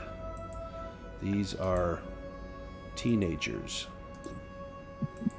and young children as well. The skeleton on the wall turns to regard you, and the two coffins explode outward in a spray of wooden fragments as ghouls begin to emerge. And let me grab us all. I guess we run away and fight them in the narrow corridor. Depends on the initiative. Oh, Fair. not good. Oh shit! So far, keep not forgetting. great. Oh boy. Bless you. Oh, let me draw. There you go, Nash. Now try that again. There we are. Let's get some music. The Living Dead will go first. Let's see. Oh, shit. Now That's a pretty old bearded teenager. I'm just saying. I recycled the artwork. Okay, this creature will... There was originally an adventure where someone was kidnapping the elderly. I'm so sorry. I'm so sorry. He's that kid in high school that had a full beard in 10th grade. It seems like everyone has a kid like that in school. Of course, 5th grade was the best 3 years of my life, so I don't know about the rest of you. This animated body, overwhelmed by its hunger, it lunges with unnatural speed at the nearest opponent within 10 meters. That's Makander. Biting, chewing, ripping, and tearing in a ravenous frenzy. You will take 2d8 slashing damage, you'll be knocked down, and you'll lose your turn in the round. If the damage penetrates your armor, you'll also be exposed to the undead disease. Now the question is, it's going to automatically hit, but you can spend your action to evade this. You'll make an evade roll. Yes, please. Okay, so let me mark that you have spent your action. Give me an evade roll. If you fail, it's going to hit you. If you pass, you'll get to avoid the hit, and you can move 1 square. So it should have the evade skill. Yeah. Or if you're using the HUD on the bottom left of the screen, it'll be the defend. Do you want to push that? Yes. Dazed will affect your evade, so you may not want to take dazed.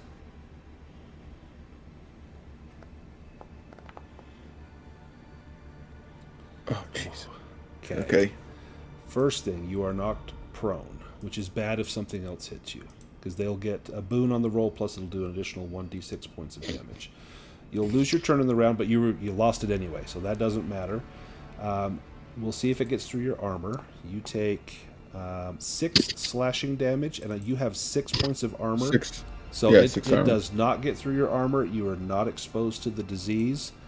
You are knocked down, but narrowly avoid catastrophe. Up next is Thorvin. All right.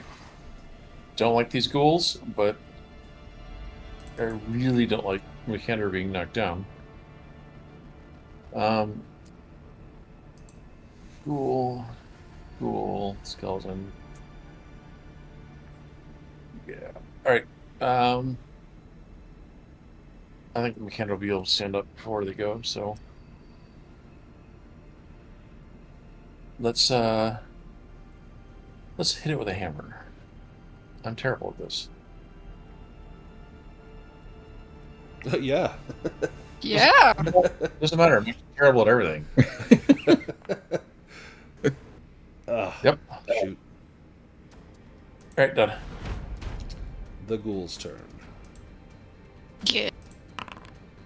Scream of the Dead. It lets out a terrible death scream. Everyone within 10 meters, that's everyone, needs to make a will roll to avoid fear.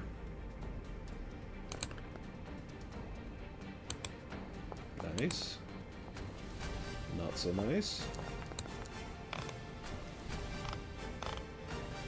Alright, so everyone passed. Excellent. We just Pulled a kid's leg out of an oven. Why would we be scared by a ghoul? You've seen far worse. Aiden. Yeah, I'm like contemplating the idea. I can't exactly fire a fireball through this or So you toss everyone can. with the wind. You'll have a bane on your roll to fire through that many people. I mean, ideally, I would just blow the zombies away with gust of wind or block them with a stone pillar, but everyone is still like mingled inside, so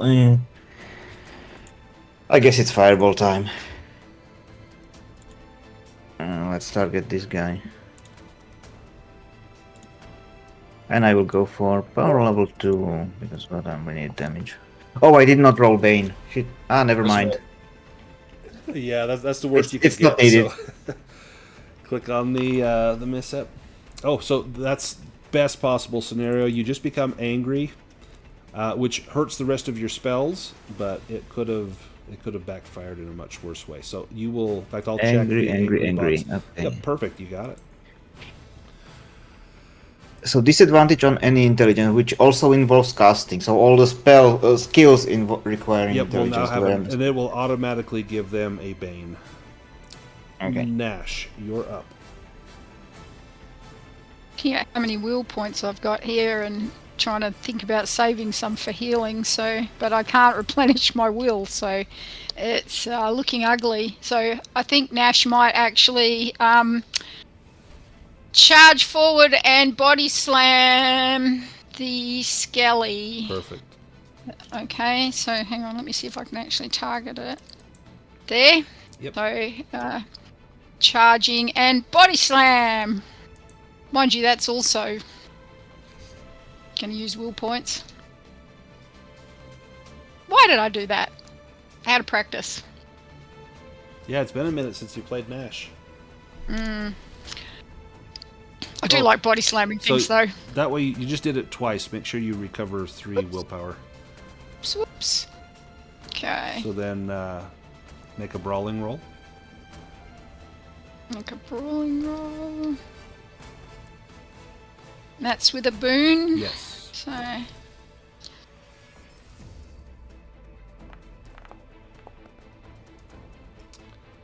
Nice. Roll Yeah! 2d6. And that was, you basically charged at it. Yeah, and it's Automatically prone. knocked down.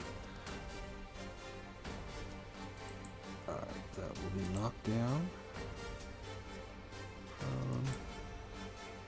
It's got a little bit of armor. It will block some of that. It is badly hurt, though. But you're on top of it, and it's about a 14-year-old girl, and you smash her into the ground. A few rib bones break off in your hand as you were just slamming this thing again and again into the ground. Nash, very sorry. Let's see what this ghoul's attack is first. Scream of the Dead. This one, the other ghoul did this already, but this one has not. So everyone needs to make a will roll to avoid fear. Oh, now we're rolling 4. And if you fail, it will be enfeebled. So anyone that fails, the fear drains your energy and determination. You'll lose 2d6 willpower to a minimum of 0 and become disheartened. So that was Makander and Thorvin. Oof. The skeleton. It's prone. It's going to try to stab Nash with its short sword. Okay. If it can stab you, then it's going to get up, but it's got to stab you first.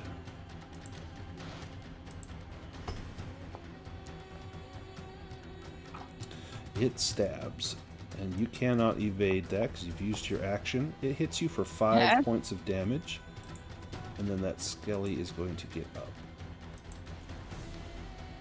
Makander, you used your action to avoid being obliterated by the living dead. So that is your action. Skull. Oh my.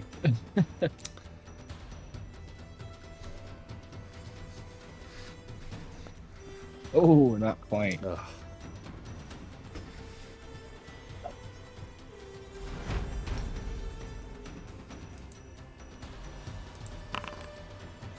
Undead Embrace. It extends its arms and embraces an opponent, squeezing the air out of them. So it's going to move over here, and it's going to go for Skull. You'll take D8 bludgeoning damage. You cannot move or perform actions that require movement. On its next turn, it will bite you instead of another monster attack, inflicting 2d8 piercing. Armor has no effect, and then you'll be exposed to the disease. But first, you'll take the bludgeoning. So Skull will take 1 point of bludgeoning. So, and your armor will protect you from that. But now you're grabbed. Let me see if I can mark that. So I'm going to mark you as restrained. Dunninger. You've got a ghoul right next to you. Yes, I'm going to cast a spell on myself. And do Stone Skin, power level 3, so now I have 8 points of armor. Nice. So let's... I don't know if we have a Stone Skin armor, but I can make one really quick.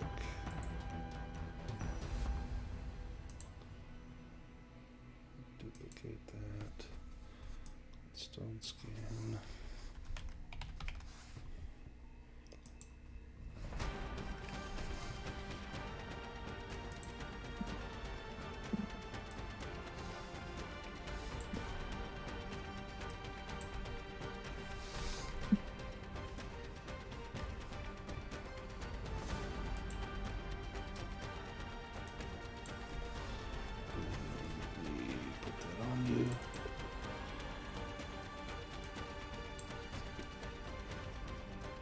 There. Now you've got armor. Okay, the living dead. Vile vomit. The corpse writhes in agony while vomiting rotten flesh, intestines, and foul-smelling fluids. All opponents within 10 meters become sickly. Anyone who is already sickly must choose another condition. So there's no saving throw, no nothing. You just... Nope. That's tough. Yeah, that's brutal. Unless Makander wants to Guardian that. I'd let Makander Guardian that. Makander would then take the effect, but no one else would. Oh, you can do that? Yeah. Normally, probably not, but I would let you in this case, because things are going from bad to worse. Okay. I'll do that.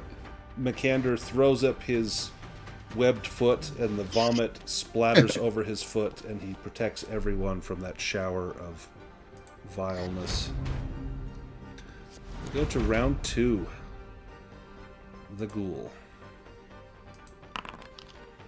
Diseased bite. It lunges at a victim. I'll do roll 1d2. 1 is Dunninger, 2 is Thorvin.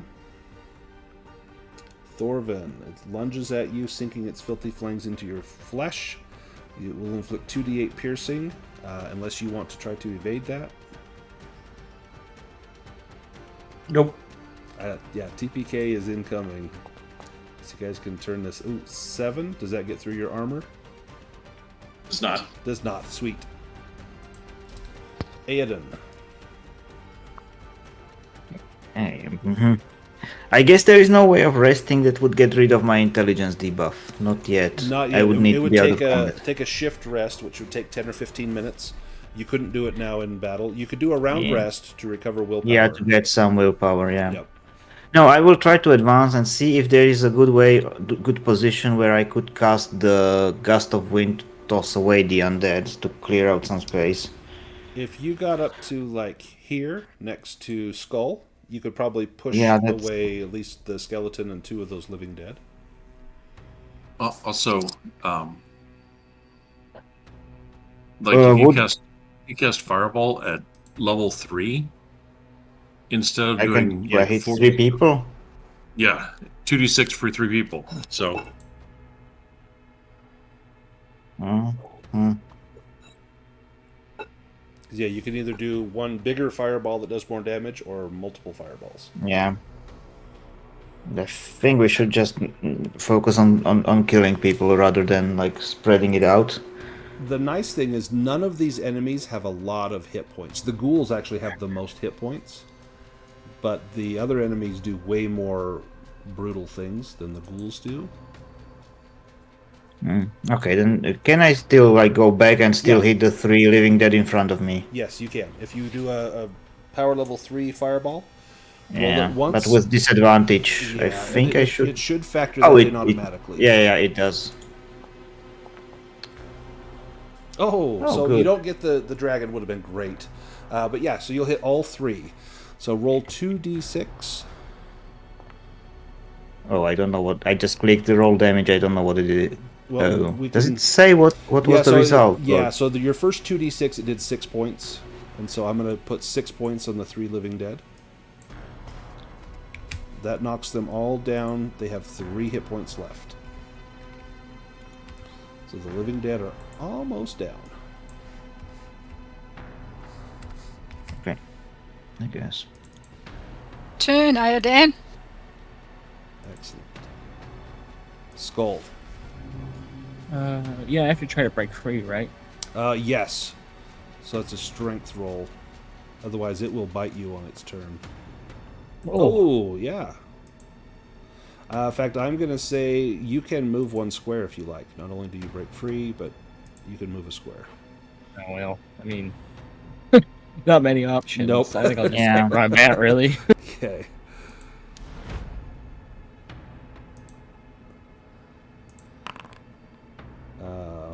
So this Undead Embrace is going to be on, well, let's see. He can move. I'm going to have him move up. And I'll roll a 3-sided die. 1 Makander, 2 Skull, and 3 Thorvin. Be awful if it's Skull. Oh, it's Skull. Damn it. So you get out of the embrace of 1, and now this one grabs you. Yeah, that feels I can't do Guardian, sorry. You take No, that's okay. 5 I'm out of damage, willpower. and then you I are swear to God. you are grabbed again. one of you goes up and hugs all the undead. The other one holds their hair back while they vomit. I mean, seriously. Don't play nice with these guys. Nash, can you take out that skeleton? It's got like She's just a gonna couple hit go. points. Yeah, she's gonna go unarmed on it. She's just grabbing and smashing. Nice. Give me a brawling roll. Okay, brawling. Unless you have the unarmed attack on your character sheet. I have an attack that gives me a 13. Perfect. Let me just check. The brawling is a 13. So yeah, same thing. Yep. It's her best attack. Oh, Push the roll. I'll go for angry. She's so angry. there we go.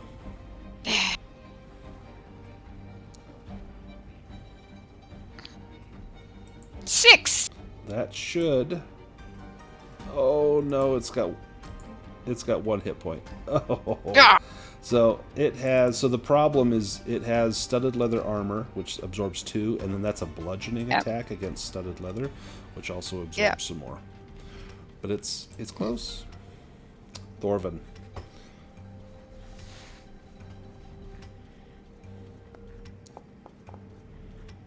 Oh my gosh. And you can't push because you're out of pushes.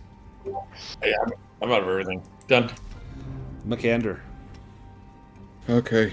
Can I stand up? Yes. Let me get you up.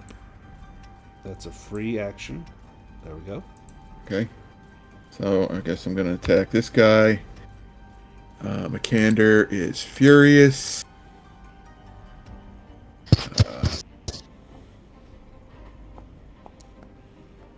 Oh, okay. You can either double your damage or you get a free attack against another enemy. And these guys have low hit points, so there's a good chance you could kill 2 guys here. This Yeah, will I'm gonna turn do the a whole free- tide free- of battle. I'm going to do a free attack. Nice. Let's click Serenity now! Mm. Nice. So the first one Oh, yeah. drops, and now target another one, and you can make an attack on them. I'll do that one.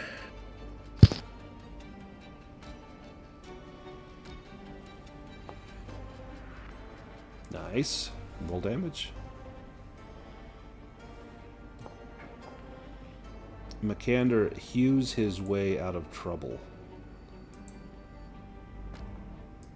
Excellent. And now you can move. If you move away from this guy, it'll provoke an opportunity attack. You can move around him, or you just stay put.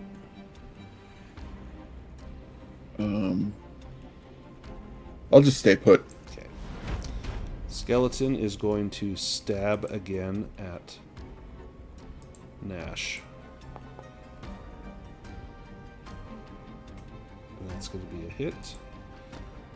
Nash will take 6 damage.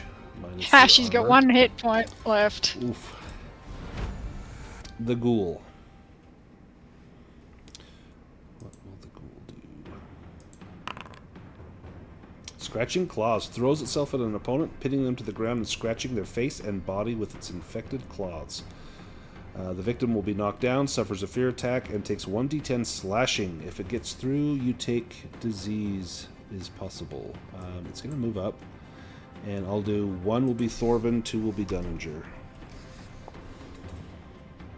Dunninger. You've not acted yet. Do you want to evade this? No.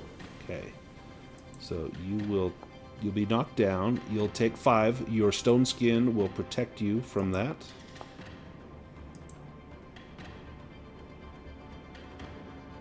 Nice. And you what was the will roll? For the fear attack? Oh, for the fear. Oh, yep, thank you. No, there's not a fear attack. Oh yeah, there is. Never mind. Sorry. Thank you. Yep, you're good. But you're not exposed to the disease. Dunninger, you're prone. Do you want to stand up? I do, yes. Okay, and then you can take your action. Alright. Do an unarmed attack. Nice. And how long does your power fist last? I Is don't that have it active right now, Okay. but my stone skin. Or your lasts stone 15 skin, yeah. 15 minutes? I think. Let me look. Yeah, stretch. Nice. Yeah, you splattered that ghoul. I think we're gonna fight our way out of this. Nash, you're up. You and your 1 hit point. Ashes. Me and my 1 hit point are going to do an unarmed attack again.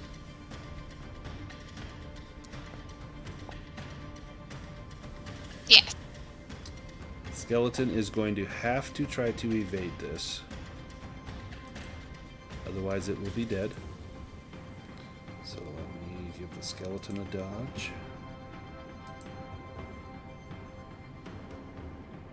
No. Yeah. Alright. How do you take out the skeleton? Oh, she's just grabbing and grasping and smashing. Nice. You may move as well if you like. I'll actually come and stand on its body and just get a little bit further away from the ghouls. Excellent. Stomp, stomp, stomp. Skull, you're up. Alrighty, I gotta make that strength roll. Oh yeah, you're being grabbed again. Oh, nice. Nice. And the ghoul. Diseased bite. This will be 1 will be Thorvin, 2 will be Dunninger. Dunninger. Do you want to evade this? Sorry, is this a new round? Yes, new round, so you have an action. No, I'll take the hit. You take 10. You'll take 2 damage from that. Oh, that says it's on Nash. That should be on Dunninger, sorry. And then you need to give me a Constitution roll. The disease so the disease failed. As long as you pass. Yep, you're good. You are not diseased. Thorvin.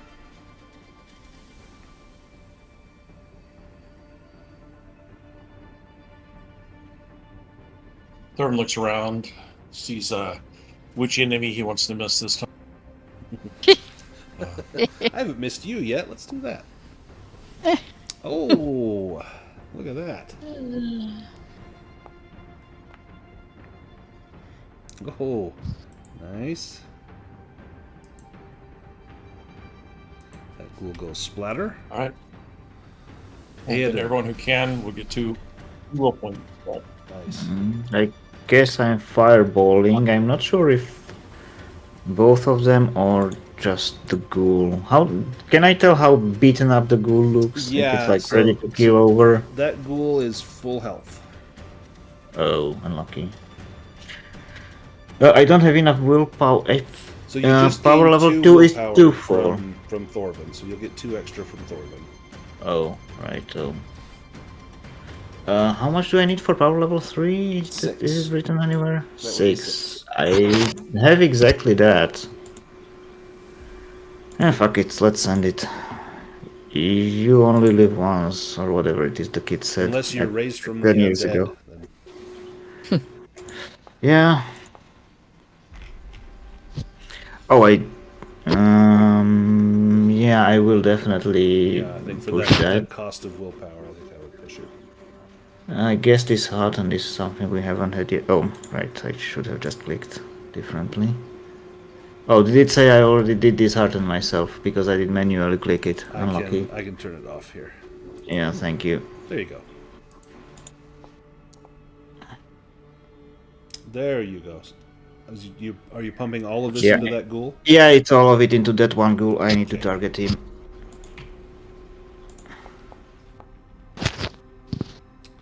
14. He has 2 hit points left. Big splatter. Makander. Okay, I'm going right for the whatever he is, living dead. Yeah. Just straight with the battle axe. Nice.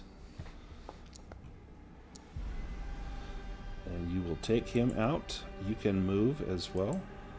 Nice, takes his head clean off. I'll just move one up here. Dunninger, can you end this battle? That ghoul is sitting on 2 hit points. Go! I'll do my best. Nice, Yes, you will. you did it. By the narrowest of narrow margins, you take out the ghoul. And the battle is won. I'm going to remove this blood, because I can't even see the floor. There we go. You all breathe a sigh of relief. Can I propose a group short rest? Yeah, Or whatever it I is? think Yes. a stretch rest would be more than warranted. I'm going to roll a... Yeah, can the diseased people recover anything? So it's not been a day, but I will let was it Aedan that took the book? I did take the book, but I haven't really studied it for 15 minutes. Well, So we're I'm not gonna sure. spend 15 minutes here doing a stretch rest. That takes the same amount of time. So you could spend a little extra time. You could study it, and then I will give you a chance because it's kind of crippling not having Nash or Skull be able to use these. I'll give you a chance to try and help them through this disease, and it would make sense since you had caused it. Maybe you know the magic on how to recover this. So if you want to give me a healing roll with a boon, and I'm going to roll for that disease. Okay. With Disease. a boom. Can you beat an 8? Doesn't sound great. Do you want to push that?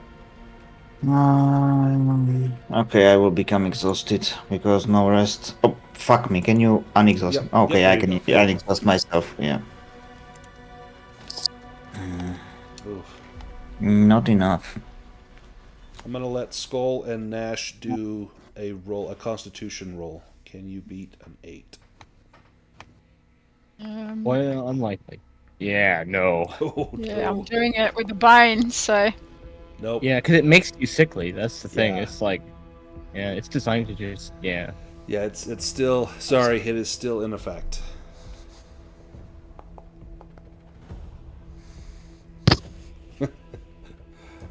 shit. Alright. I've got 1 hit point and 3 willpower points. So Okay, so I can click stretch rest. Yes. Yes. Not sure what happens And though. then you have to manually remove a condition. But you recovered... There I... Oh, 6 willpower. Very good. Yeah, I will remove the anger because goddamn I need to cast. What does this mean where it says you can use your memento to recover an additional condition? So during your stretch rest, everyone should have a memento on your character sheet. It'll be in your inventory. And you can spend time with that memento. Skull doesn't have a memento. Skull needs a memento. I may not have put it on there. You spend time with that and basically recall better times. And you can recover an additional condition from that. So those of you that did your stretch rest, you can recover from that. I will let Skull and Nash use your memento to recover a condition. thank you. This room that you guys have, some of you have walked into, this is what Aoden has been looking for. You enter a large cave chamber with 4 passages leading away, one of which is sealed by a door. The room appears to be an alchemical chamber. In the center, a large cauldron rests within a fireplace. To the right of the cauldron, a large table has various tools and remnants of surgical experiments. 3 empty cages, child-sized, are lined up against the northern cavernous wall. Against the west wall, a shelf holds a number of books. Along the southern wall, from left to right, you see shelves filled with potions, a desk and chair with an open book, and more potions, a shelf with a strange object and a jar of eyeballs, and finally a long shelf housing dozens of scrolls. If someone wants to make a healing roll, they can try to identify some of these many potions.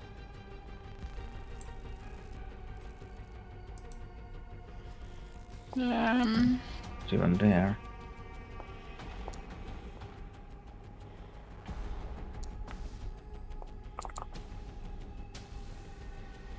Oh. Nash, you find one. You think this might be a healing potion if you want to drink it. Can I actually get points back from drinking a healing potion? You can. Well, Now I succeed. Now I can go. Aoden, you find a few things. First one is a potion of agility. And you're looking at this thinking, oh, this would be fantastic. And then you see that Nash has picked up something, preparing to drink it, and you recognize that it is a lethal poison. And then you point out... Do I like Nash?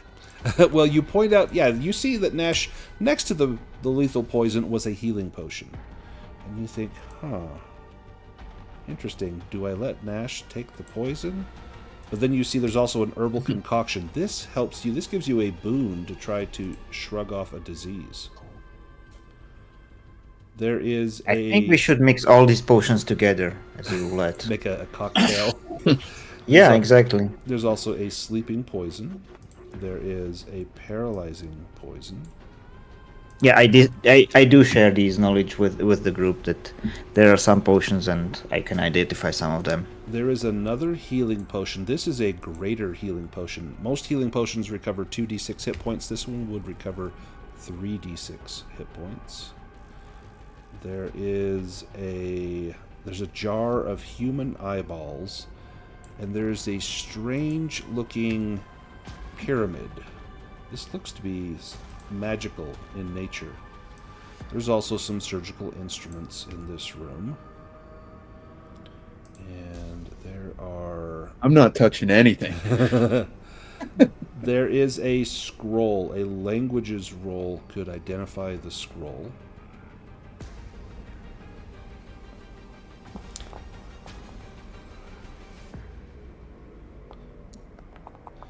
Dunninger, you recognize this as a scroll of Fire Blast. This is an elementalism scroll. There's also that pyramid. It's a golden pyramid about the size of a human head with intricate runes etched into each face. It glows faintly when touched, enhancing the clarity of thought. Once per shift, while holding the pyramid, you gain a boon on any one intelligence-based skill. The pyramid glows dim until the next shift.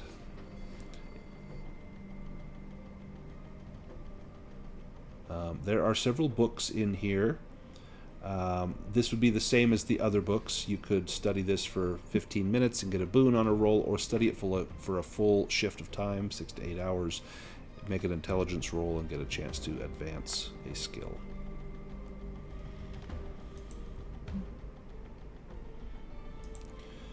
I'll let you guys divvy up the loot. Now, these healing potions would heal Nash or Skull. You could heal hit points from these.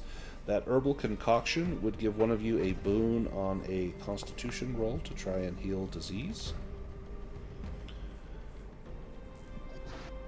McAnder, you see a locked door up there. Yeah, I was wondering if I could listen at it. Yeah, give me an awareness roll.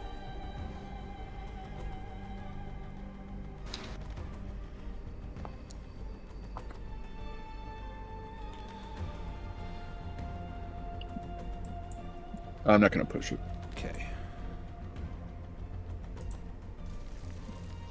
You do hear the sound of dripping, running water echoing throughout the chamber as you go deeper into this underground network of tunnels and rooms. Does Nash want the basic healing potion? And Skull, you could use the other. That's the only way you guys are going to regain hit points. I think that's all that's really injured. Thorvin is down just a hair. And we like dilute the greater healing potion and like have like 2 normal healing potions from it or something? No, I'm going to say no on that one.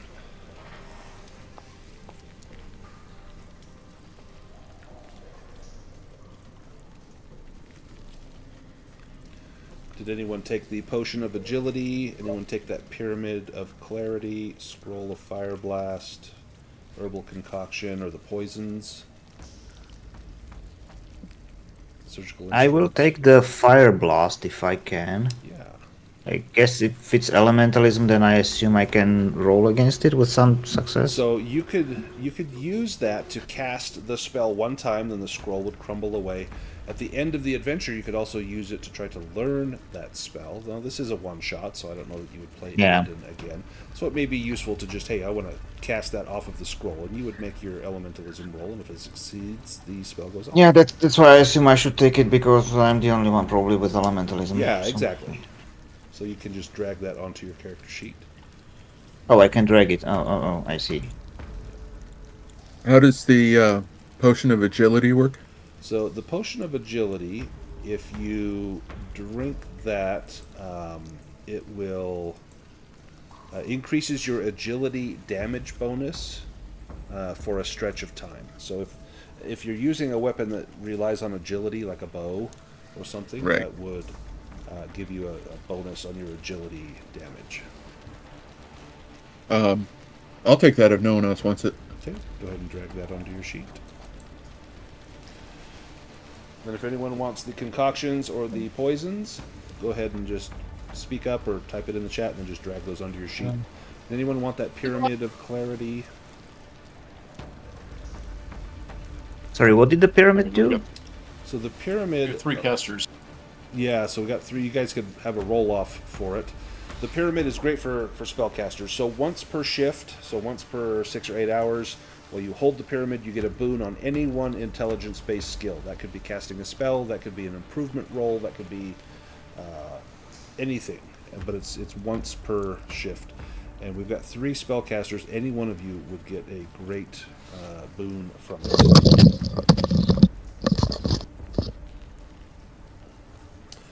So the scrolls from before, yeah, Dunninger took the mentalism ones. There was the scroll of lightning blast. It's an animist one, so Yep. that would probably suit me. Yeah, so I would think you would take that one. Okay. Let me make a roll. If I roll even, there are 2 of those herbal concoctions. If it's odd, there's only 1. There's Okay. only 1.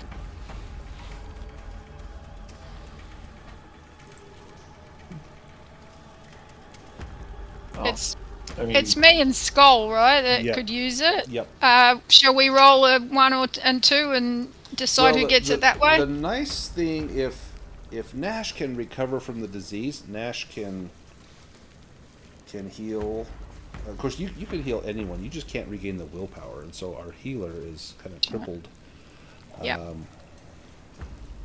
Yep. If one of you wants to drink that, it would give you a boon on your Constitution. That still roll. leaves me with a straight roll.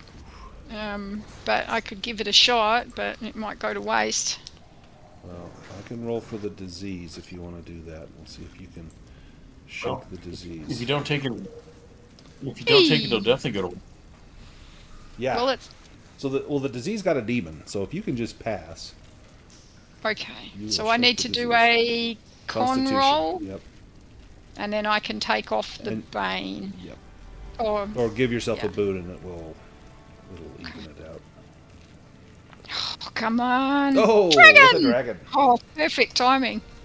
So yeah, you managed to shrug off the disease. You can now recover hit points and with a dragon, recover 1d6 willpower points. You lost 1d6 when you first got the disease. You can now recover 1d6 with a dragon. Nice. That's 4. And can I take a stretch rest now then? Yeah, I think while everyone is searching and looking through these things. Now we do have 3 spellcasters and the Pyramid of Clarity that is probably going to be coveted by all 3. If you guys want to do a roll-off, you can roll a d20 and lowest roll gets it. Or unless one of you really has their heart set on it or someone doesn't want it. No, I'm okay Thorben wouldn't mind. not to have it.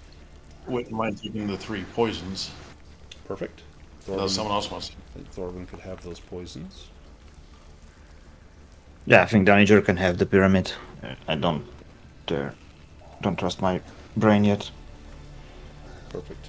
Pyramid to Dunninger. Nash is no longer diseased. Skull is diseased, but now Nash can heal Skull. Yes. Can I heal Skull now? Yes, if you like. And that is treat wound, is that right? Yep. Cast treat wound at power level 2. Try and give you some more.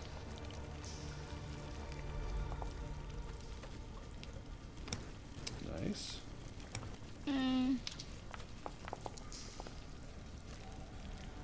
Nice. That's So 13 back. that's going to max out your hit points, Skull. Ooh.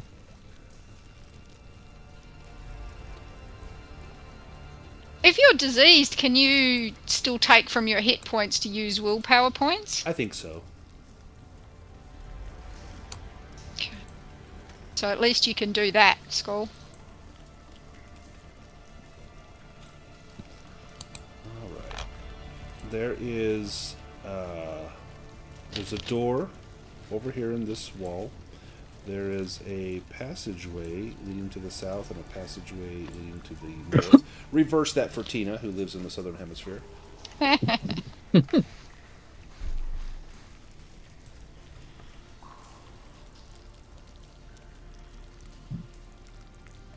In fact, you can detect... That looks like Satanville. Yeah, that looks like Satanville.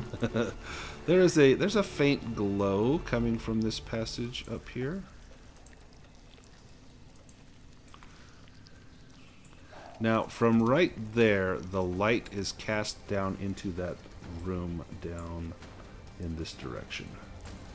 And you see, as the light passed through there, you see a huge winged bat-like creature lurking in there. Let me post a picture of this thing.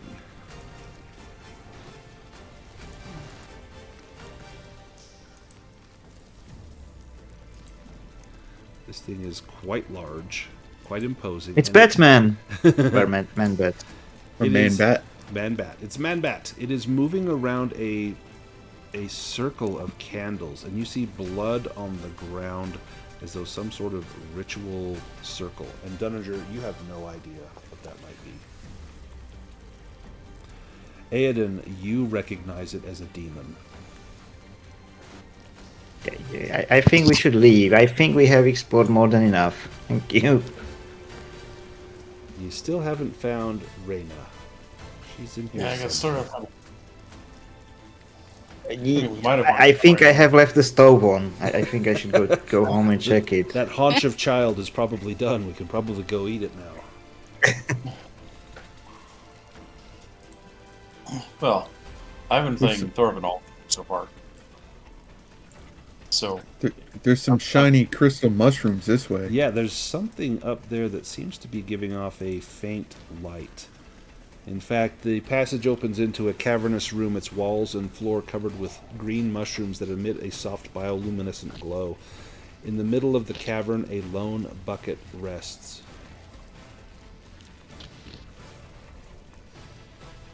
see, so do we think her shit glows? It's possible.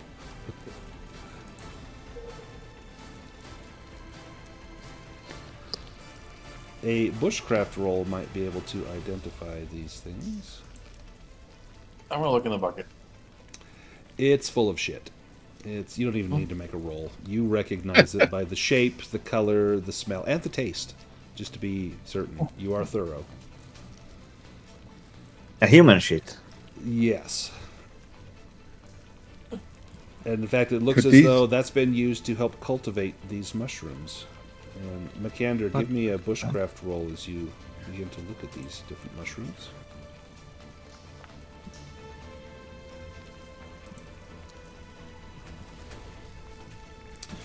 Nash, you would know what these are. These are dreamcap mushrooms, and these are hallucinatory. These are used to probably brew some sort of potion that would induce hallucinations or render someone suggestible to manipulation.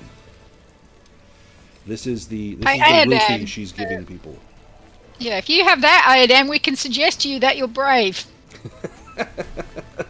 Here, Aiden, eat this. Can we I harvest don't think some there of is big enough dosage for that. these? Can we harvest some of these? Yeah, a bushcraft roll would help you to harvest those. Let me see if I've got them. I'm not going to push it. Tilly's not been that- playing Thorvenal wrong, so he sees the demon down there, and he's gonna go into his haka. Oh, it's on now. Wait, what are you doing? Grunting before combat, Yeah. as one does. Thorvin's weakness is that before he enters combat, he does a ritualistic chant. So so basically he does a haka before he goes to combat.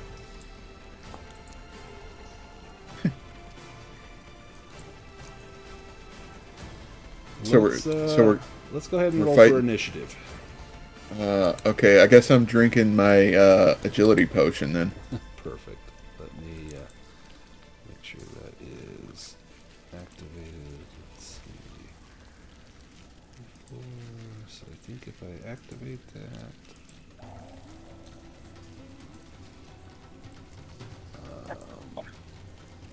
Oh, let me adjust that on your character sheet. X. Increase. I'm not sure if I'm just really unlucky or if something's wrong with my card, but I've got the 9 initiative like 4 rounds in a row. Lucky. Unlucky, I would think. Let's see.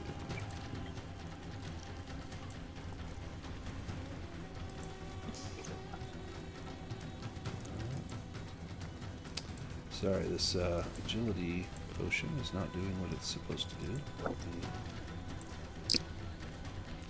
Nice.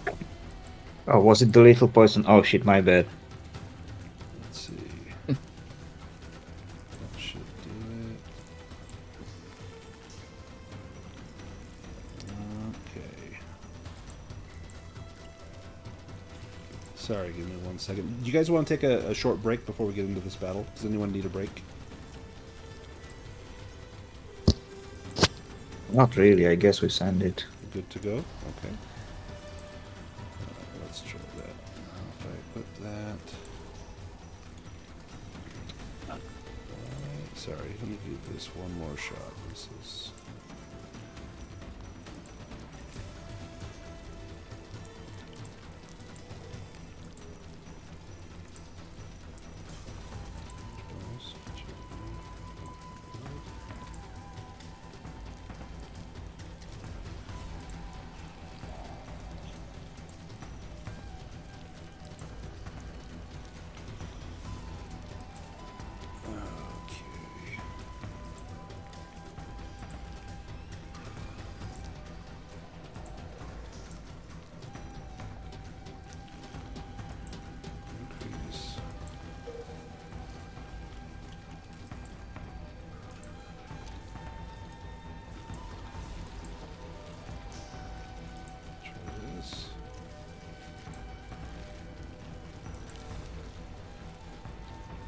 Okay, there we go. Alright, let's do this.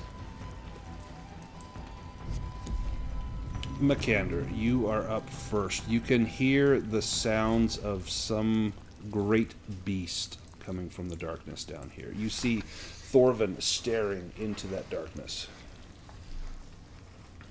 Okay. I guess I'll move about here. And you can now see this form in here. This large cavernous chamber, light flickers from numerous burning candles spaced around the chamber, on the ground, atop shelves, and within an eerie summoning circle. The pentagon-shaped circle, painted in red with blood smears in and around it, dominates the room. At each of the 5 points of the pentagram lies the body of a child, ranging from young to teenager, all drained of blood. In the center of the circle stands a demonic creature resembling a large humanoid bat with clawed hands and feet and blood-red eyes. It seems to draw power from the blood within the circle, its menacing presence filling the chamber. You've got... All right. You can fire at it with your bow, if you like. That's what I'm going to do. Perfect.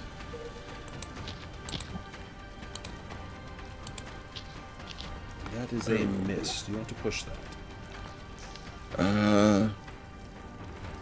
Yeah.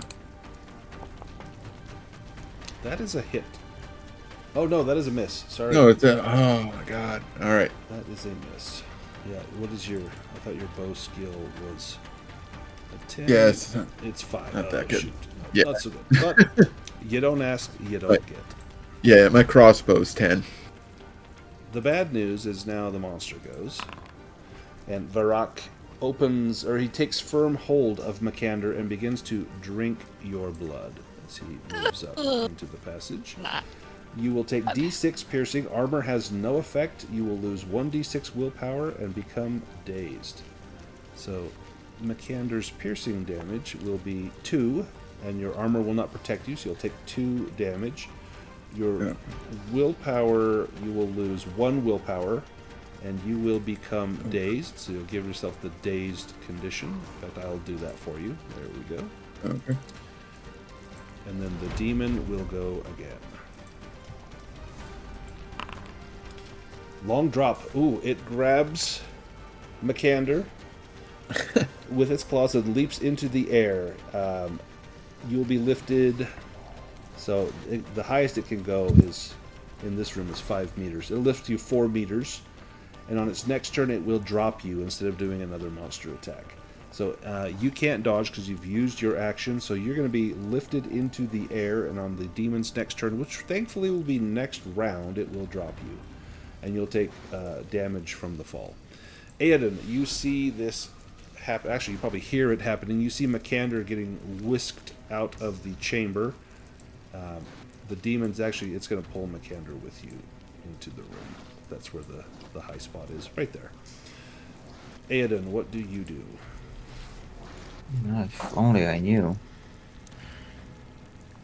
I guess first things first, I try to walk You can somewhere also closer to you see could something. trade your initiative with someone else if you're not ready, if you don't want to leap into the fray. Huh. But from there you can see the demon. Do you want to trade with someone? Anyone has any particular taste to go first? I kind of. Thorvin seemed pretty keen. Is Thorvin keen? I have two questions. Yes. One, is this the turn that I do my Haka? This would be your Haka turn, yeah. Oh, I'm not doing any turn anyway. So, Okay. So do you want to let Thorvin finish his Haka? Yeah, sure. Okay, to send it. Perfect. So I'm Thorvin, sure. you will do your action. Nash, your turn. Banish. Am I within range to do banish? Yes.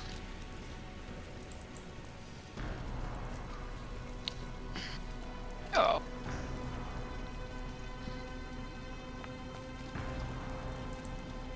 Ooh, nice. Oh, that was lucky considering I'm rolling with the Bane. 6 damage.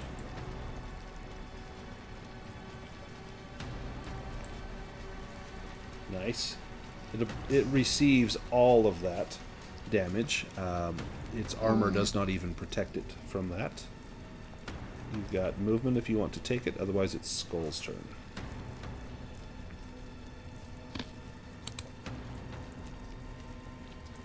Skull, you have a long spear. This is up in the air. You would be able to reach it with your long spear. Yeah, I was gonna say it's 4 meters, so that's exactly it. I could probably hit its leg. Yep.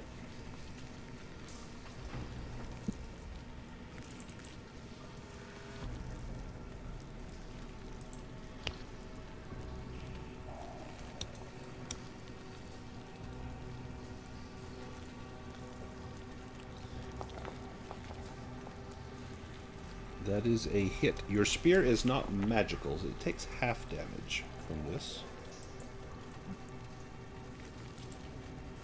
But it feels that blow. Aedan, now it's your turn. Okay, so I once again have to. Now I can move up to Yep. see what's going on. I regret looking. Now, this a question of me being silly a bit. I can see that one of my comrades is now kind of high up in the air, and the Yes. demon intends to drop them. Yes. Can I raise a pillar underneath Yes. so that the drop is not that terrible? That would be fantastic. Like I mean, if the demon isn't stupid, he will just drop him somewhere else because the pillar is like 1 meter wide. But Well, then it did. Now you wouldn't know. This would be metagaming. It did say on his next turn the demon will release him. It could still move and release him, but this would at least have a spot where it could land. Your other option with pillar is so at level 1 it will raise it 3 meters high. If you do it at level 2, it's going to increase it to 6 meters. You could crush that demon up against the I could ceiling. squish it. Yes. Yeah. Do But wouldn't I squish also Makander? Very possible. So, Do I like Makander? Probably not. you know. Like that.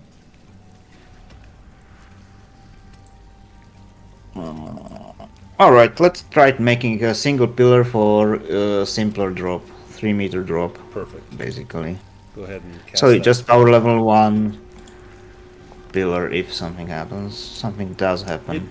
Perfect. So you put a 3-meter pillar directly under Makander. Now, if Makander is able to break free, he will just fall onto that pillar and then not take the falling. He's still damage. 3 meter above ground, so he will take something with dropping, So but it's it- better it- than nothing. So with falling, your first 2 meters are free. You don't take any damage from falling 2 meters. They figure most of us could jump off a 2 meter tall wall, land on our feet, and be okay. But anything above that, we're gonna blow out a knee, hurt her ankle.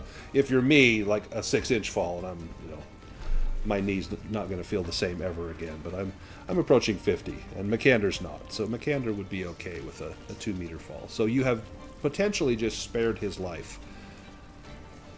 But we'll see what happens. Dunninger.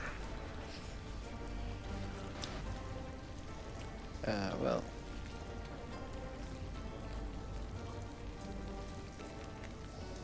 I will do an unarmed strike on it. Now he is up in the air. Oh, that is true. But he is 4 meters, but he's about 2 meters tall. So his feet would be 4 meters above you, which you would not have the reach for that if it's an unarmed strike. Well, You have to climb the pillar. Yep.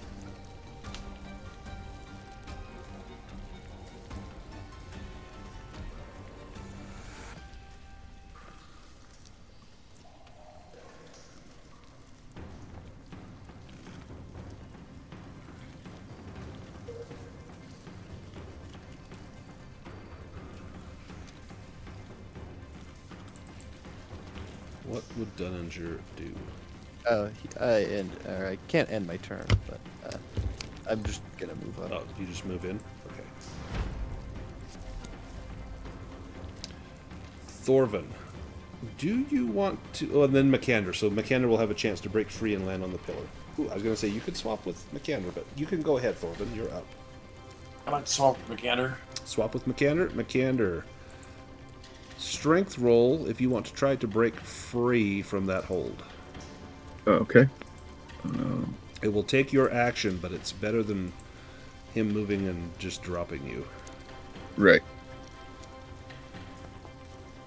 Yes. Nice. So you managed to land on the pillar. You're no longer held, and you are 3 meters up in the air on a pillar of stone set there by your friend. On your next turn, you would be able to attack him from there. But you have potentially just saved your life. Thorvin, now it's your turn. Yeah. Thanks, Aiden. Yeah, that's good. I'm gonna cast Entropic Strike from my flail. Nice. So this is the... Was this from the Sailors on the Starless Sea? It was, yes. Excellent. So Entropic Strike. This costs you 4 willpower. You project your chaotic power as a powerful physical strike. The range is 10 meters. It will hurl the victim 2d6 meters away from you and inflict the same amount of damage. Each additional power level adds d6, so 3d6 damage. It can be dodged or parried like a ranged attack. It is going to use one of its actions to try and dodge. Otherwise, it's going to take 12 points of damage and be hurled 12 meters. So it's going to use an action to try to dodge. That's why I didn't want to do this while it was holding McAnder. Right. So it does manage to dodge that strike, but that will use up one of its actions. In fact, it'll use up the action that's coming up next. So it'll still be up in the air. That will be his turn. Use the action. Nash, you're up. A banish. Sweet. The best thing I've got right now.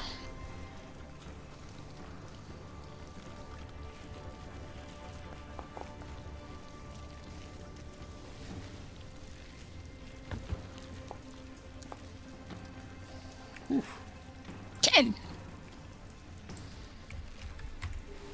Nice. He hasn't splattered yet, but he's close. Aiden, your turn. Can I use the scroll to make something? I don't know, like mechanically, what should I click if I wish to use the scroll? So, in Dragonbane, there actually are no hard and fast rules for scrolls. Hopefully that's coming out in the upcoming Book of Magic that they're going to have. But if you want to cast a spell off the Scroll of Fire Blast, you've already identified it, so you can use this without expending willpower. So it'll be at power level 1, so it automatically goes off, but then the scroll is gone. So my question is more like, what should I click to do it? Oh, so it's you don't need to make any sort of roll. It's just going to do automatic damage. It'll do 2d8 points of damage. So you could just roll 2d8. And he will... Oh, I just rolled 2. Okay.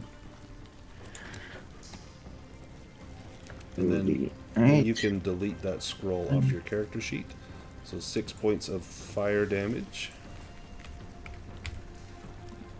And he Okay, splatters. delete He it. is below half.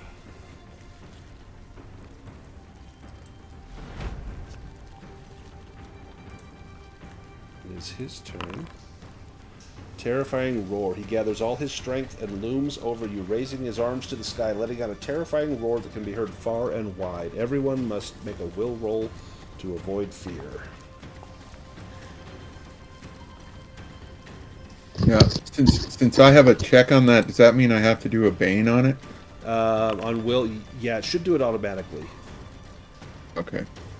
And those that fail, Oh, yeah, it you does, will it does, yeah. scream in horror, which causes everyone around you to suffer a fear attack as well. But anyone only needs to make one, and so if you've already made your will roll, you're fine.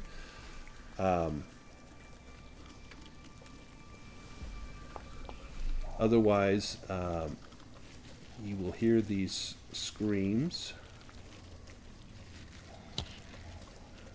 Nice. Those that failed is Makander, Skull, and Thorvin. For having faint-hearted in the weaknesses, he sure has a lot of will. I know. You will. So Makander, Thorvin, and Skull will let out a scream of terror. It In doesn't. 3/4. Yes. It's like a barbershop quartet, but a trio. As you let out this scream, it causes everyone around you to scream or to suffer more fear. As you see some of the bravest, basically the tanks have all begun to scream out in fear at the sight of this demon. Everyone around you will need to make a fear attack save as well. So that will be for Dunninger, Aoden, and Nash. We were coming down here to get this old lady, right? Right. And now we've found a demon. I mean, So he did a terrifying roar. We're screaming. It's like a barbershop quartet. It is. Yeah, there are 4 people screaming. So Dunninger, sorry, what do I have to roll? Nash, and Aoden do another fear attack. So another will roll as your compatriots begin to scream out in terror. Like a Yoko Ono tribute band.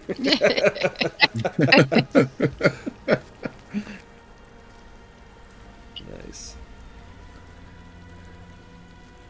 And then the beast will... it'll stay put. Skull, your turn.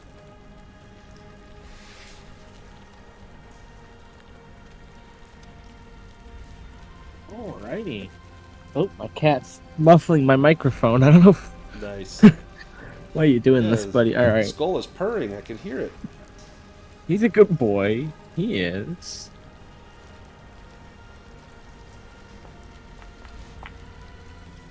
Nice. Hey.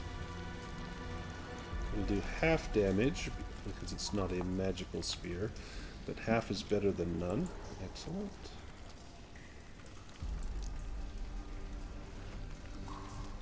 And Dunninger. Is it still up in the air? It is up in the air still. It did not. Well, no, it would have come down to the ground as it stood to do its fear attack. So it's down on the ground. Okay, I will do my power fist then.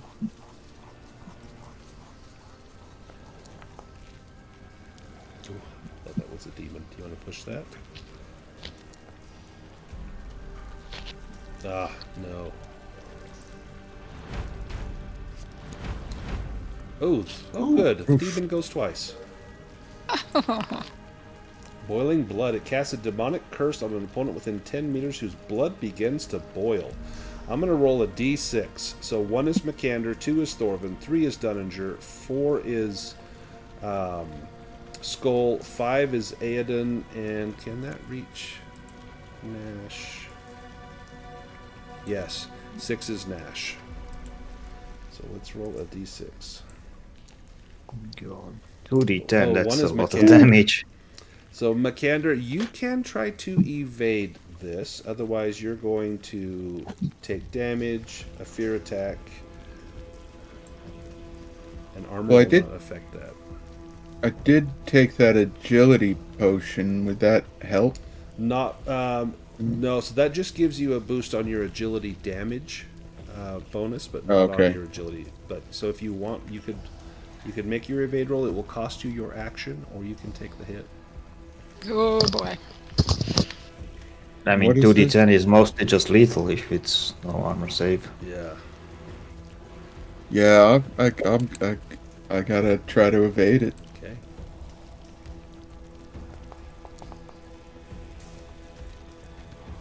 Oh, you want to push that? Yeah. Oh. Oh boy. Makander Okay. will take 12 damage, and your armor will have no effect. So you'll take a straight 12, and then I need a will roll with a bane.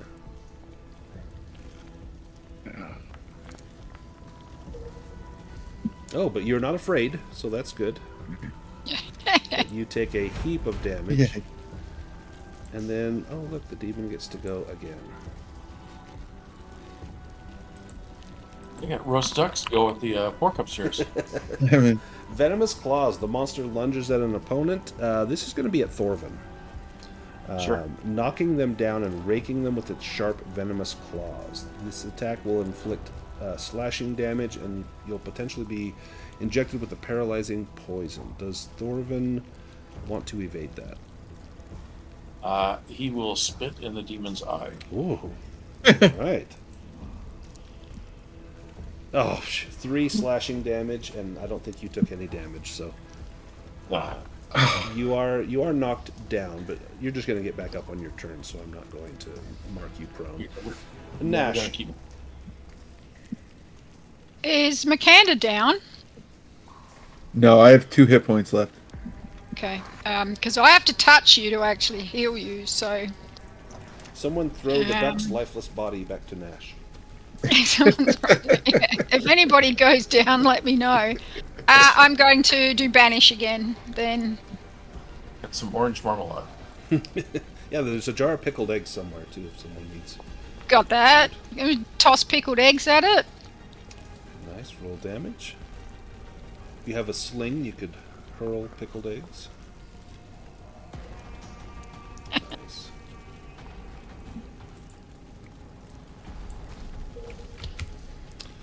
It's getting close. Dunninger, you're up. Well, I'll do my. Oh, I will move him a bit so that I can get to Makander next time if I need to. Perfect. I'll do my strike again. Oh, Unlucky. you slam your just my hand. fist. Yeah, you just damage your fist, so you'll have a bane until your power fist spell ends. Until your hand is repaired by an artisan. Thorvin. So, does that mean Dunninger has to get a manicure? It does, yeah. Need to go find like a little Filipino nail salon and get your hand repaired.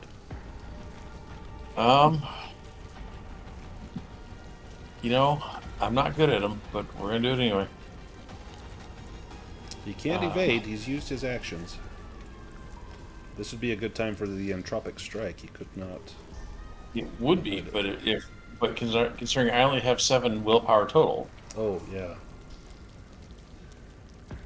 but I will swing the flail at him. If you can hit him, he'll take full damage from the flail. Oh, look at that. He will take Excellent. double damage. All right. Oh, Jesus. How do you do this? And everyone gets 2 willpower back for the dragon and 2 willpower back for him dropping. Yeah, I stole the same from a demon. I'm giving it back to the demon. Balled in first. Nice. Varak falls.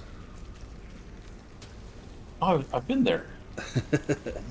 You see the lifeless bodies of several children around this circle. You also see that there is a passageway heading to the south, and there's a locked door to the north.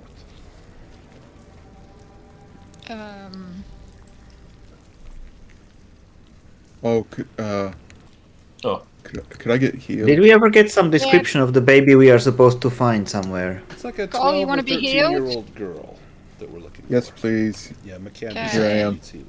Treat wound. you've seen one teenager, you've seen them all. That's 9.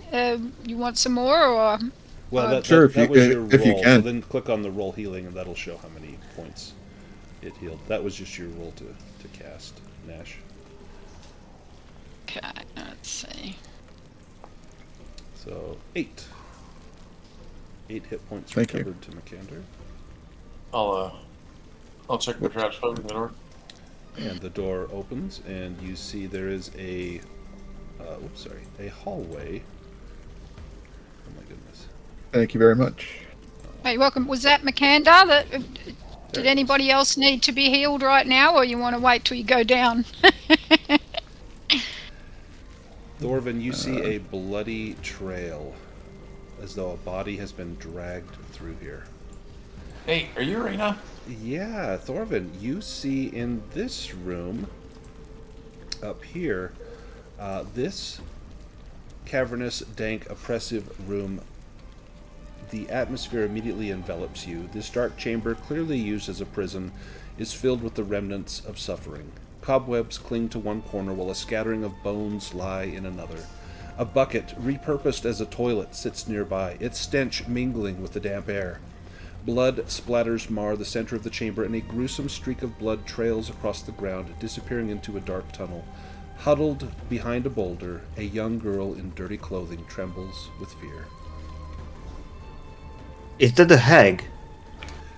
This does. You could make a myths and legends Are you roll. Are you Raina? Give me a persuasion roll, Thorvin, as you speak to this young Oh, girl. absolutely. I'm talking to you, bitch. Are you Raina? She cowers behind the boulder, tears streaking her grime-smeared face. I'm not very persuasive. Well, you are, just not in the good way. This... Aoden, you know that hags can assume many forms. It could assume the form of a young girl. Yeah.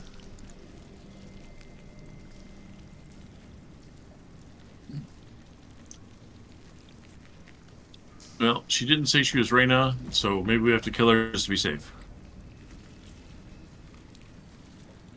Where's Nash when you need him? Or need her? Nash is lost. Where is Nash? Oh, there's Nash. She's back in Nash the is down in circle. the dark. Let me move Nash back up into the light. There we go. Nash was just wandering around, and she can see in the dark, so she doesn't have that excuse. Oh, true. So She's being driven by a moron. up here into this room, you see a young girl cowering behind a boulder. You might have better luck with a persuasion roll. We think she's a witch. I will say, Actually, Build a bridge out of her. McCander has surprisingly decent persuasion. Oh, well, we can have McCander try and talk to this young girl. She likes ducks. McCander, your No. axe, you're still holding your bloodied axe in your hand, and this girl just shrieks with fear, curls up into a small ball, and just cries, "Mother, Father, please, save me, save me." I can try, but I have a 4 for persuasion. I am an 8-foot ogre, so... Also, I have a bane, so if she gets it, it would be quite extraordinary. Yeah, I think all of us have been there, so... Yeah, as you lumber into the room, she nearly faints with fear. She's just seeing this menagerie of horror creatures. My God, you try to rescue some people. Maybe I offer can't her actually some see pork, Nash. see if she's hungry. Nash is I got hiding eggs. down here in the hallway. I can say, here, you want a pickled egg? Oh, there she is. Fine. Okay, I will also try saying oob oob.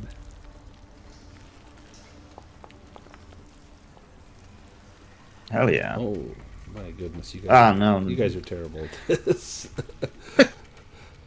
Maybe our Do wolf I? can calm her. Can you don't? Okay, fine. I will also try pushing it, but I made myself dazed. I cannot undaze myself. There you go.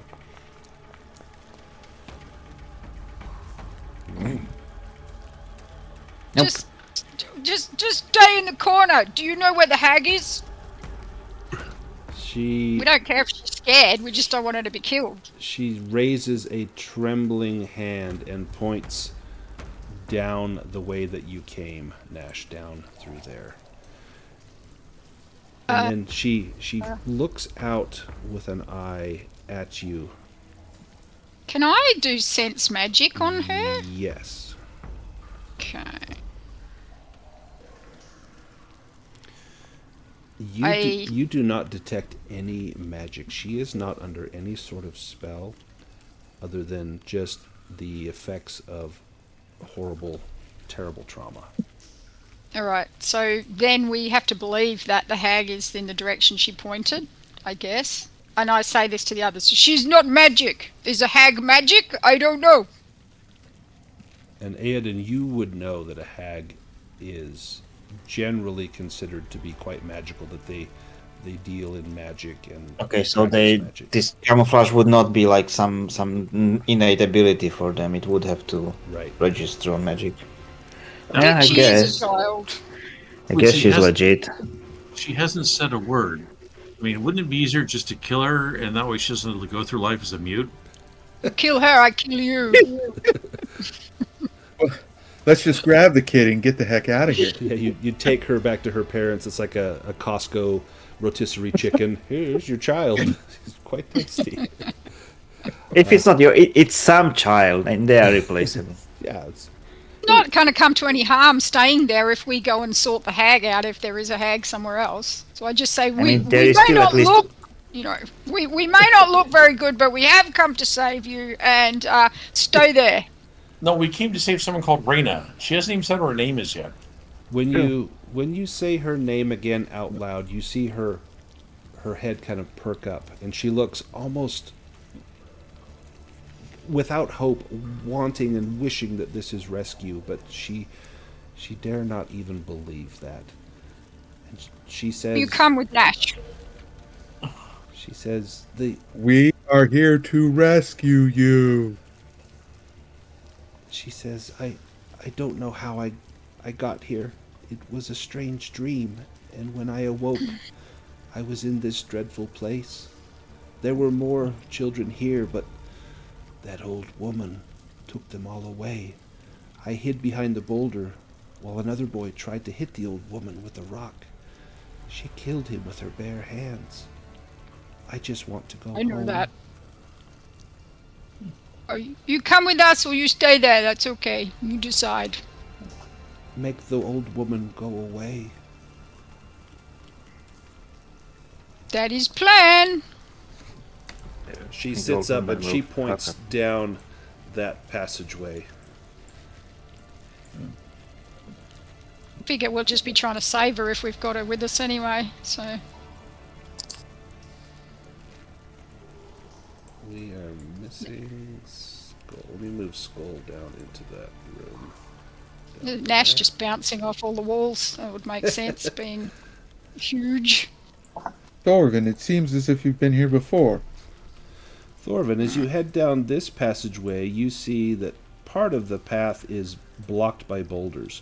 But down here you see that there's a door, a locked door. And it's heavily reinforced with iron. At its center, a large lock crafted in the shape of a gaping mouth with sharp vampiric teeth. And Dunninger, you see there's a passage leading down to the southwest. northwest for Nash. Vampiric teeth, and there was a lot of weird red liquid in the cellar. And there is a door here that you find. This door is locked, but it looks like a rather simple lock. So, doesn't require blood. That's there we go. That one. Dunninger, you cast Lock Unlock, and the door yields to your... There we go. The door unlocks and can now be opened. Brandon, if you wouldn't mind moving Nash down again, Oh, she's yeah. just She's stuck. she's just She's bouncing just off hanging out everywhere. there. There we go. Yeah. And let me McCander peeks in. slow down there as well. You've had lock unlock. Oh shit. Inside I this should, room. remember that I had that. Inside the room, as the door opens easily, you find yourself in a small cavernous chamber that looks like a living quarters. A large red rug occupies the middle of the room. The chamber is illuminated by a burning brazier, casting flickering shadows on the walls. To the south, a desk rests with a chair and various bits and bobs scattered atop it.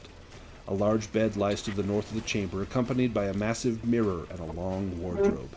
Sitting at the desk, an old, decrepit woman turns to face you. Are you Reyna? Her Are you Reyna? long, stringy hair hangs down, her mouth revealing hardly any teeth. Her eyes, filled with cataracts, turn to gaze upon you. I am an old woman. I enjoy my solitude. Please, leave me in peace. Is this your hut? This is my home. You are strangers and most unwelcome here. Did you kidnap Rena? Did you kidnap Rena? I kidnapped no one. I am Agasil. This is my home. I merely invited guests for supper. A body slammer. Ooh, To cook them for supper? Are you eating children? they're quite delicious, let me tell you. All right, I've Slam, heard it. body slam. I've heard enough. All right, let's go into combat. Go ahead and draw initiative.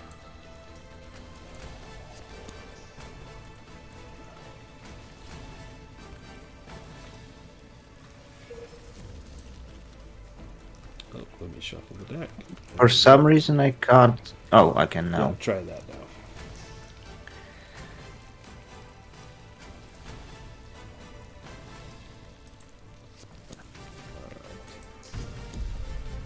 Skull. Very slow body slam. Skull. Nash was like, "You wait here. I will slam you once I get there." Yes. Skull, you're up first. Just stay there. Ooh, that's exciting. Okay, well. I can't really see much, but he's actually quite agile. He can easily move that far.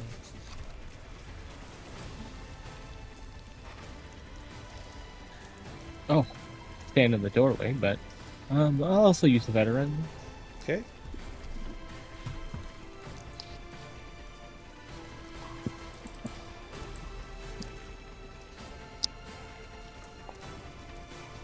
He's good at stabbing old ladies. Nice. Excellent.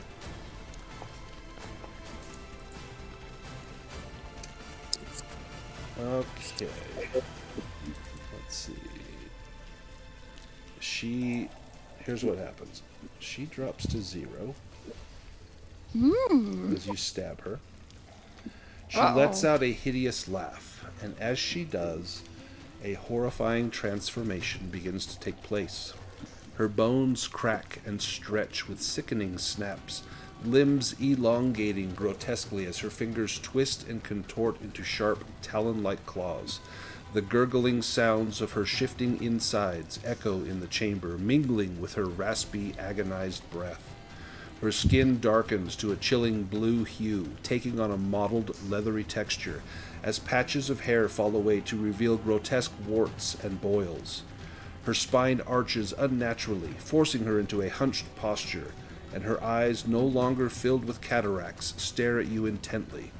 Horns sprout from her head, curling menacingly as she lets out a guttural, otherworldly roar.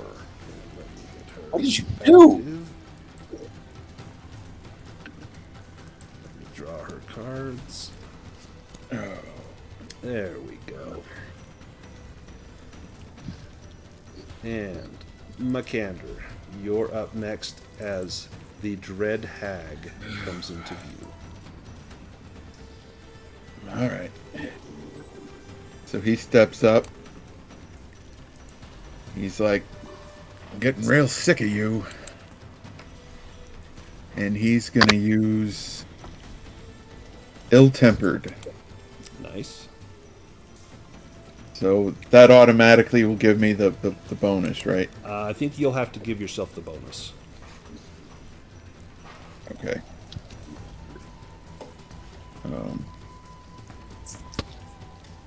So that's one extra boon. Oh, where was it? Do you have a Bane? It may have canceled it out. Oh, yeah. Yeah, Okay. because you're exhausted. But, right. Okay, but I succeeded anyway. Yep, you succeed. Right, so. Roll damage. Nice. And your weapon is not magical, so it will take half damage. And there's 2 armor.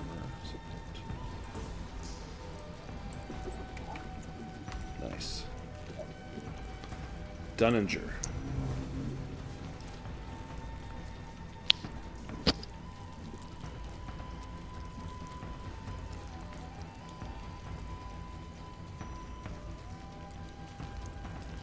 What has Dunninger got up his sleeve?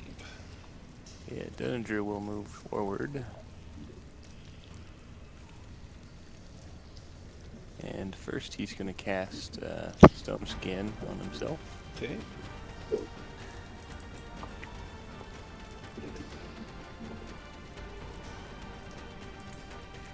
And that will be his turn. Okay.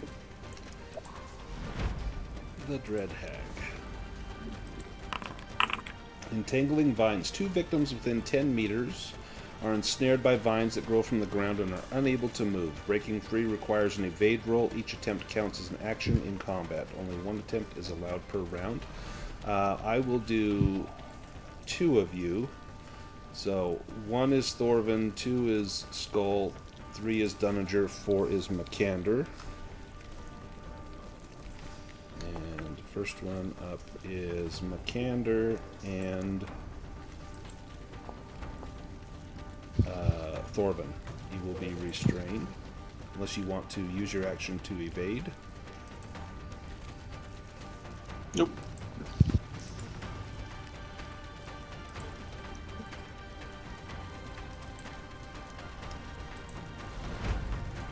The Dread Hag on her next turn. The hag breathes out a cloud of poisonous gas. All within 6 meters suffer 2d6 damage. Armor has no effect, and roll against con or become sickly. And she is going to move up to here just to make sure she gets all of you. Ow, bugger! Anyone evading this? Nope. Nope. Would I actually try to reaction blow the poison gas away? Gust of Wind is not a reaction spell. Okay. So we can try to evade first, is that right? Well, this is just going to be Just go for con. Thorvin, Skull, Dunninger, and Makander. Is Oh, the okay. range. It's all within 6 meters. They will all take, unless Thorvin wants to evade.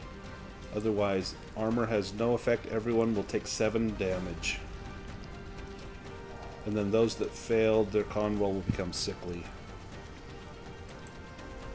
Then Aedan, it's your turn. Okay, I have to move in to get some line of sight. I guess I can move here to see what's going on. Question is, can I shoot a fireball through that, or would I Yes, get you a would. bane? You would have a bane. Okay, but I can raise a. How tall is the ceiling? I can probably squish her against the ceiling with a pillar, right? Yeah, so it's 3 meters high in here, and your pillar would be 3 meters. Yeah. And so, yeah. So yeah. You could squish her. Okay. I can try squishing her. It's just power level 1, there is no point in increasing. And I don't have that much magic either. Ooh. Do you want Oh, to really, roll that? game? Fuck me, but then I will be getting fear everywhere. Okay, fine. I will reroll on scared. That's great. Oh, shoot. No. Did not work. So I rolled 2d6 on her? Well, Yes. your pillar did not succeed. It failed. Oh, I failed again. Oh, Yeah. what? I would. Oh, I have 15 elementalism. I'm blind. Yeah. Yeah, my bad. Thorvin, you are restrained. You can break free, or if you have something that doesn't require movement. So can I swing at her since she's right next to me, or? Yes. You can swing, you just can't move. Okay. I accept these terms. Excellent. Now, you what'd you say your name was? That's fine. I'm just gonna call you crazy bitch. Agasil is I'm gonna my use- name. I'm gonna use unforgiving Okay. and attack. I mean, hell, it worked so well last time.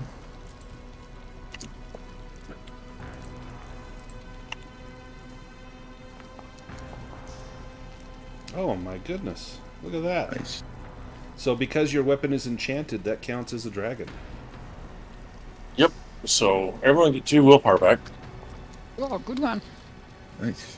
That's really hard carry that willpower back. And she will take full damage from that because it is a magical weapon. Nice. All right. I'm gonna stand here and look pretty. Nash, your turn. Well, I'm going to move into where I can actually see her. Oops, hang on a minute. I'm moving the map instead.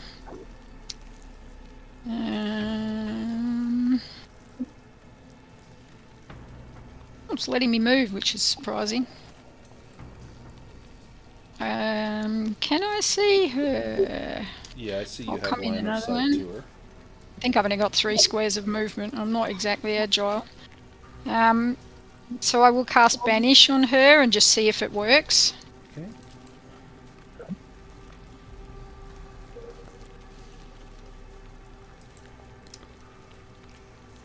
Work? She is not a demon. Did not work. Okay, cool. Well, now I know. But now you know. Yep, exactly. Skull, with your veteran, you're up first. Do you want to take veteran again?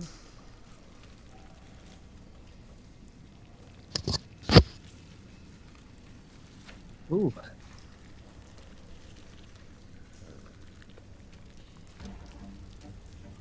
Seems like we both got a 1. Yay, Nice. veteran.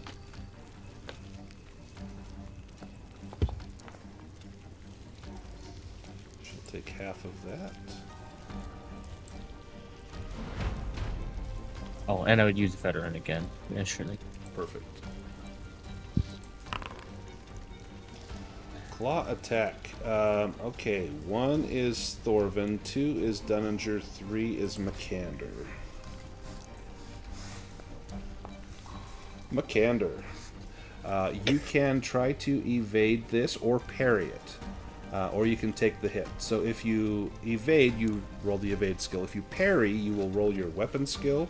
And if you succeed, you'll parry the blow, and then your weapon will take the damage. If your durability exceeds the amount of damage, your weapon's fine. Otherwise, it takes, it will become damaged. If you want to parry, or you can just take the hit. I'll try to parry. I've never done that. Yeah. So, especially where you have 3 hit points, may be worth not taking. Right. The hit. Yeah. So you can just roll one of your, like your battle axe, you can parry with that, or your shield is probably better to parry with. When you parry with the shield, you just use your best strength-based weapon score, and your shield has higher durability. So either roll your axes. This will be for your shield, or if you If you use the HUD, click on your shield, and then it will ask if it's a parry or not. But we can do the math regardless. Yeah. Okay. Oh, okay.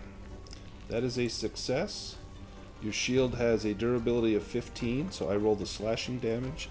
It was not 15, so you parry the blow. Now, when you successfully parry, you can move yourself and the enemy 1 square. However, you are restrained, but you can move, like push her back 1 square if you want, or you can keep her there. I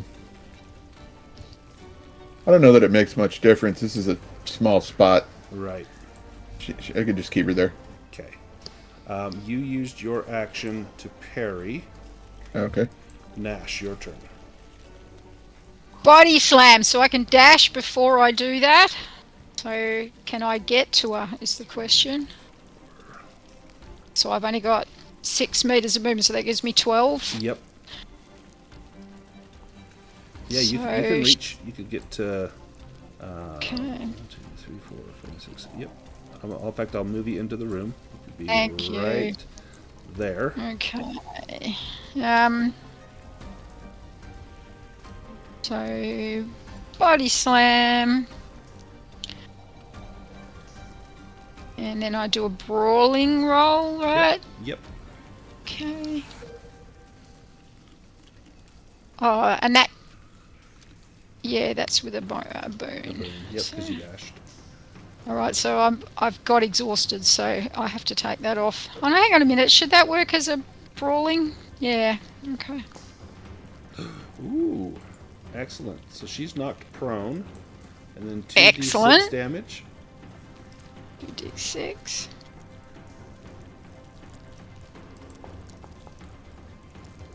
Nice. 7. So that gives everyone advantage on their hits, right? While she's prone, I hope. And she splattered. Advantage plus 1d6 damage. So Dunninger, you will have advantage as well as plus 1d6 if you use your power fist. Of course, your power fist, you have it was damaged. You get a bane on it. Yeah, did it carry over? Like, has it been 15 minutes since the fight with the demon? Yeah, probably. The bane is until it's repaired, no? Well, no one searched the room, so there wouldn't have been 15 minutes. So it would still be in effect.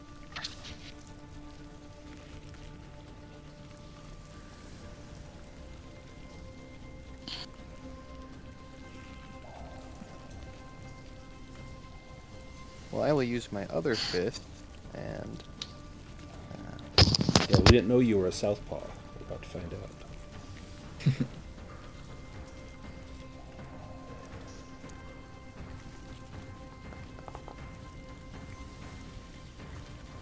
Nice. I forgot, it was at power level 2, so I need to add, because I forgot it adds damage for the prone, so this will add another d6. Nice. And that counts as a magical attack. So the hag takes all of that. Thorvin. Still restrained, but still within reach.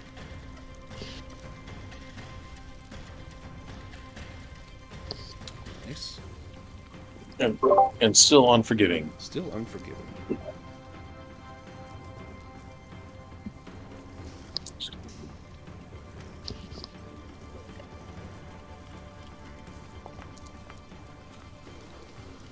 Well, you know what? We're gonna go for it. Push it. Well, look at that. Yay! Nice.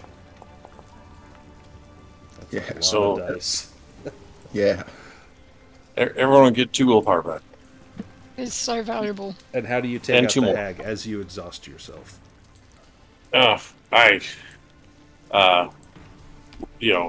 Basically have this flail that I don't know how to use in 2 hands.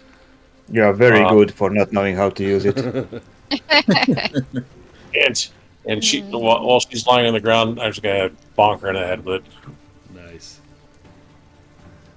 And I'm gonna go check under the bed for creepy dolls. Give me a spot hidden roll.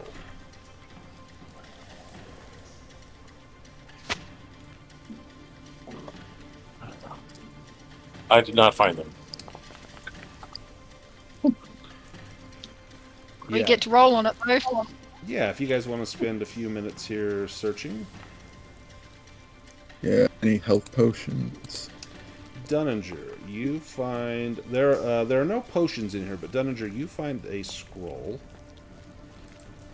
Put that in here. Sorry, I should have you make a languages roll to read that. There are some candles. Yeah, you identify that. There's Got a a success. Gosh. Perfect. there's You- a recipe for the green. there are in a desk drawer there is on the desk there's a jug of wine that looks like the same sort of wine that Thorvin found earlier. There is a beautiful blue dress in here. There is also a fine tailored suit for a gentleman. There are 2 sets of ladies' boots. There are a set of men's boots. Yeah, Nash could use the dress as a hanky. In case she needs to blow the nose. There is a red cloak. I think this is an homage to like Little Red Riding Hood, I think, the person who wrote this. There's also 3 sets of children's clothes. You mean she ate Little Red Riding Hood? Right? Right. Oh, cut her stomach open. Maybe we can get her. With Nash, with your successful spot hidden roll, you find a large copper key hidden under the rug. Found key. Not sure where there's a door. Oh, I know there's a door, and we need to ring the blood too. Let me unrestrain those of you that are restrained. Does anybody need healing? Oh, I do, if you can. McAnder. I need a McAnder long is gamble. badly wounded. Alright, I will treat wound on Rakanda. Oh, no, you will not. I'm trying to work out. I think it would be better to just use more will points than it would be to push a roll. Right. I'm going to go again. There you go. I can't push it because I've only got my intelligence and will left. So. Right. Ooh, 7 7. points for McAnder. Thank you. Can we can't take any kind of rest anymore? If you have used your round rest or used your shift rest, the only other rest is going to be an 8-hour rest, which you're welcome to take. But I will tell you that you're essentially done. There's just whatever this key opens up, and that's it. You've defeated the hag. Okay. The key off to somebody. I'm busy healing Makanda.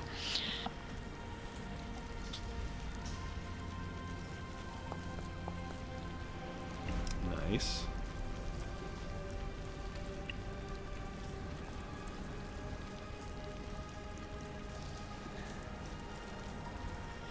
So with the key and that jug of blood, you approach that locked door. How does Thorvin go about opening this door? Dip the key in the blood, put the key in the keyhole, and turn clockwise. The door opens. And this is Agasil's treasury. You step into a small chamber. To the north, a large wine rack stretches across the wall, holding an array of bottles, though one lies shattered on the ground, its dark contents staining the stone. On the east wall, a sturdy shelf is laden with books, their spines worn with age. A large red potion, its liquids glimmering, stands out among them. Against the west and south walls rest 2 large chests. Positioned between them sits a suit of armor, complete with a horned helm, a sword at its side, and a shield. The wine rack has 4 bottles of wine. There's an unlabeled red wine worth 1 gold. There is Stag's Blood. This is red wine worth 4 gold. There is one that's labeled Enchanted Grape, white wine worth 6 gold, and Crimson Nectar, red wine worth 12 gold. There are 4 books in this room. There is a book on undead. There is no label here, but this would, just like the other books we've discussed, this would be for myths and legends. There is a book on demons, rituals, and summonings called Shadows of the Abyss. This would also be a myths and legends improvement or boon. There's a book on herbs and poultices called Warden's Herbal Lore, and this would help with bushcraft.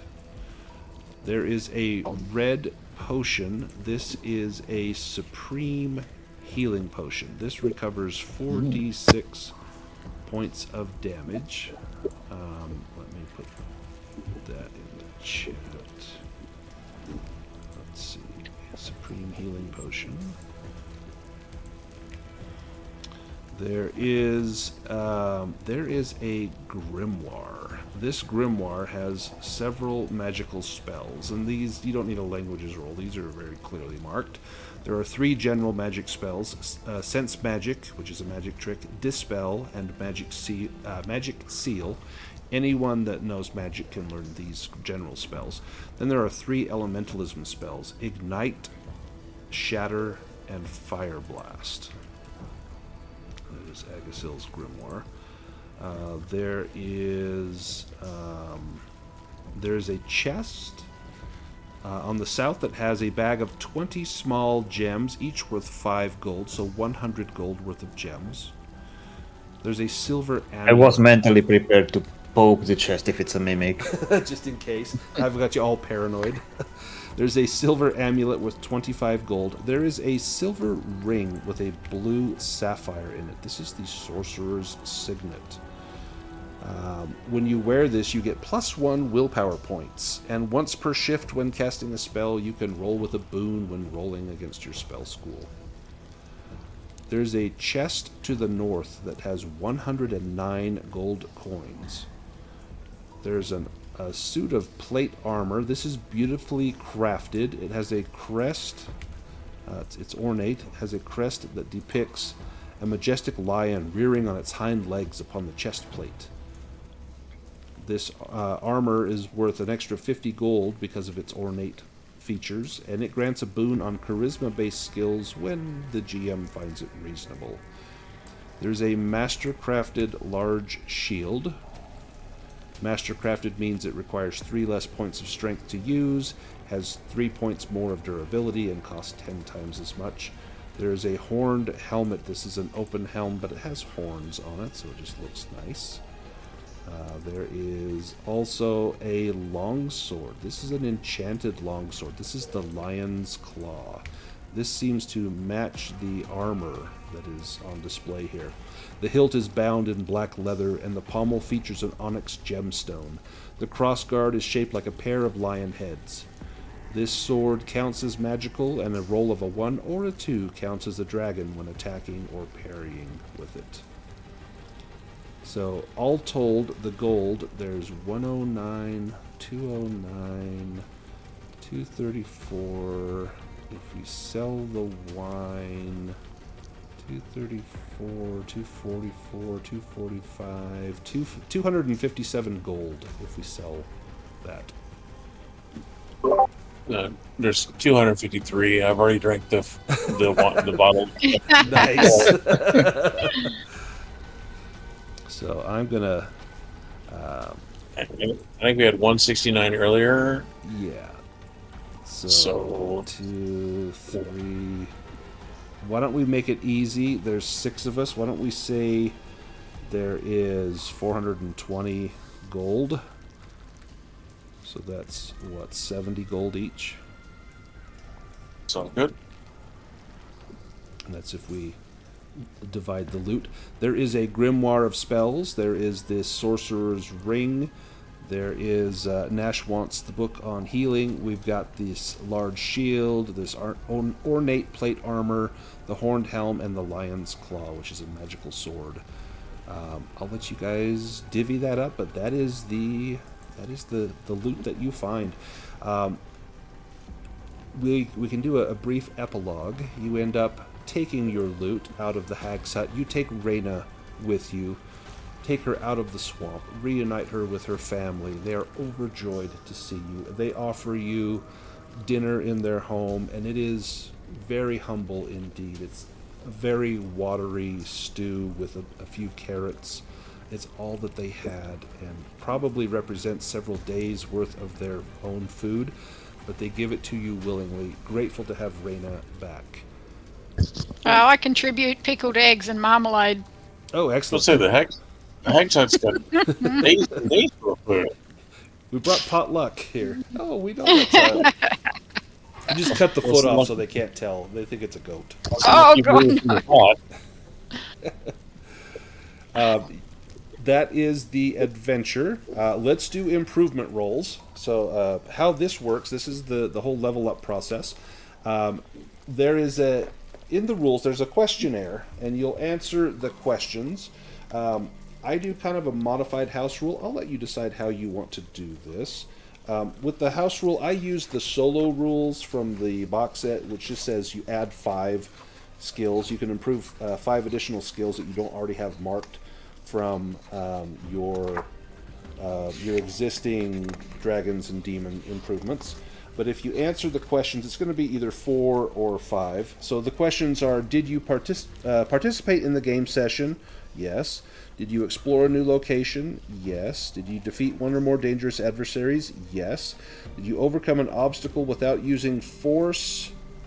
Did we? The locked door. The locked door? Yeah, there we go. And then, did you give into your weakness? And that's the one. So each character has a weakness. If you gave into your weakness, it would be 5. If you did not, it would be 4. But I'll let you, on your character sheet, if you open up the skills page, if you've rolled dragons or demons, you'll have improvement marks already on some skills, and you can just click on those additional ones, and then you click on that up arrow, and it will make your improvement roll. So there, Nash did not improve bushcraft. And so, in fact, Nash, if you're ready to do the rest of them, you can.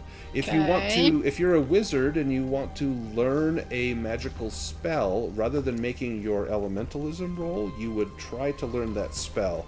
If someone's teaching you, it's an intelligence roll. If you're teaching yourself, it's a languages roll. So it's advanced languages before you do that. Healing, failed to increase it. So far, Nash has improved nothing. No. Oh, Nash's spot hidden went up. Okay. I've gone for axes because she really needs something she can throw. Nice. Axes went up and awareness went up. Okay. Oh, there we go. And hammers went up. Good. And now the big important one. Oh, I increased my animism. Excellent. Nice, excellent. And once that hits 18, you'll get a new heroic ability. Let's see, we've got McCander making rolls. Any questions, you guys that have not played, on how this works or what you need to do?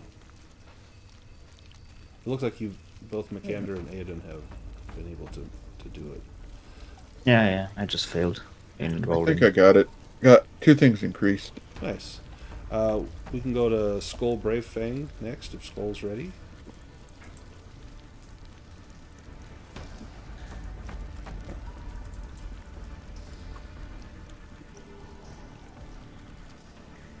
Yeah, alright. Oh, That was almost a 8. nice one. Yeah. Hey, spears went up. That's excellent. That's your main. Yeah, if nothing else, that's the good one. If nothing else. Yeah, it might be nothing else. Oh, there we go. Oh, There we yeah. go. Evade goes up. Always That's the helpful. big one, yeah. The 2 big ones, really. If I could choose 2 to go for, those would be Right. them. How about Thorvin? Are you ready to improve? Sure. Nope. There we go. Nice. Evade goes up. Languages goes up. Performance did not go up. Shoot. Oh, spot hidden goes up.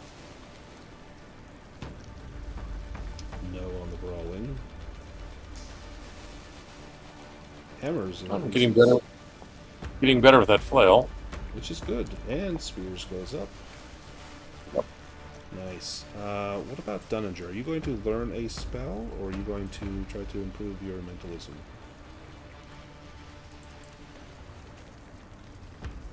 And you can use your pyramid if you're trying to learn a spell. It says mic's not working, so. Uh-oh. Well, he can. He knows how to do this. He's done this a few times.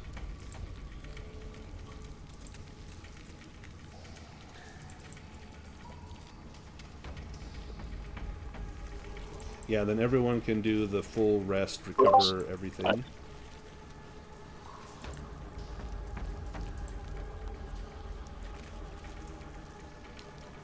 Oh, let me tell you. Go ahead. Hey, Dunninger's awareness increased. That's good. Nice.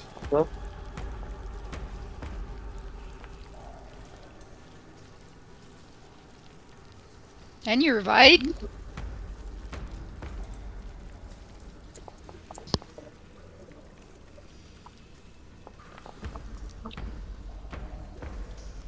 And brawling went up, that's his main combat one. And mentalism went up. Excellent. Did we skip anyone? I think everyone has done their improvements. All right. Well, that is the Hag's Hut. Lots of loot. Did everyone get someone take the armor, the sword, things like that? Mm-hmm. Perfect. I will. I've been recording this. I'm going to save the video. I'll post it. You guys are more than welcome to watch it after the fact and enjoy. And I thought we were going to have a total party kill with the undead. I thought that was going to go really poorly, but and then you guys just breezed through the hag and the demon, so that was fantastic. Thanks everybody for playing. I had a great time. Enjoy the rest of your evening. Tina, enjoy the rest of your day. And Thanks, Brandon. Yeah, Thanks, everyone. hope to see you guys again very soon. Oh, I have a quick question. Yes, go for it. Is there a way for us to save these? Yeah, your characters. Character sheet. Yep. So, like for me to save them in Foundry to use again, or for you to like export it and keep it for your own. Both actually. So to save in Foundry, yes, I'll save a copy of your character. To export, I honestly don't know. I can export it as a JSON, but I don't know if I can export it as a PDF. I will leave the server up for probably half an hour or an hour if you want to just open your character sheet, and if you want to just manually copy it out, you could. I can export it, like I said, as a file, a JSON file, which you could put into a different instance of Foundry. I can also save your character on the server, so if you use them again, they'll have all the upgrades, the money, the items, things like that. Do you have a preference? Well, I guess it just yeah, I don't know. I guess as long as it's saved for the next time I play. Yeah, so I'll go ahead and save them. I'll save them, save a copy of them, and then that way when you play, say, hey, I wanna play Makander again. I'm like, okay, I'll drop Makander in, and it will be your Makander. So I'll make sure that it's because I've got several Makanders on here, so I'll make sure that I name it like Makander Ubik or something, so that we know it's yours. Right. Okay. Cool. So, awesome. Excellent. Thanks. You're very welcome. And I will leave the server up still for probably half an hour in case anyone needs to do any bookkeeping or anything.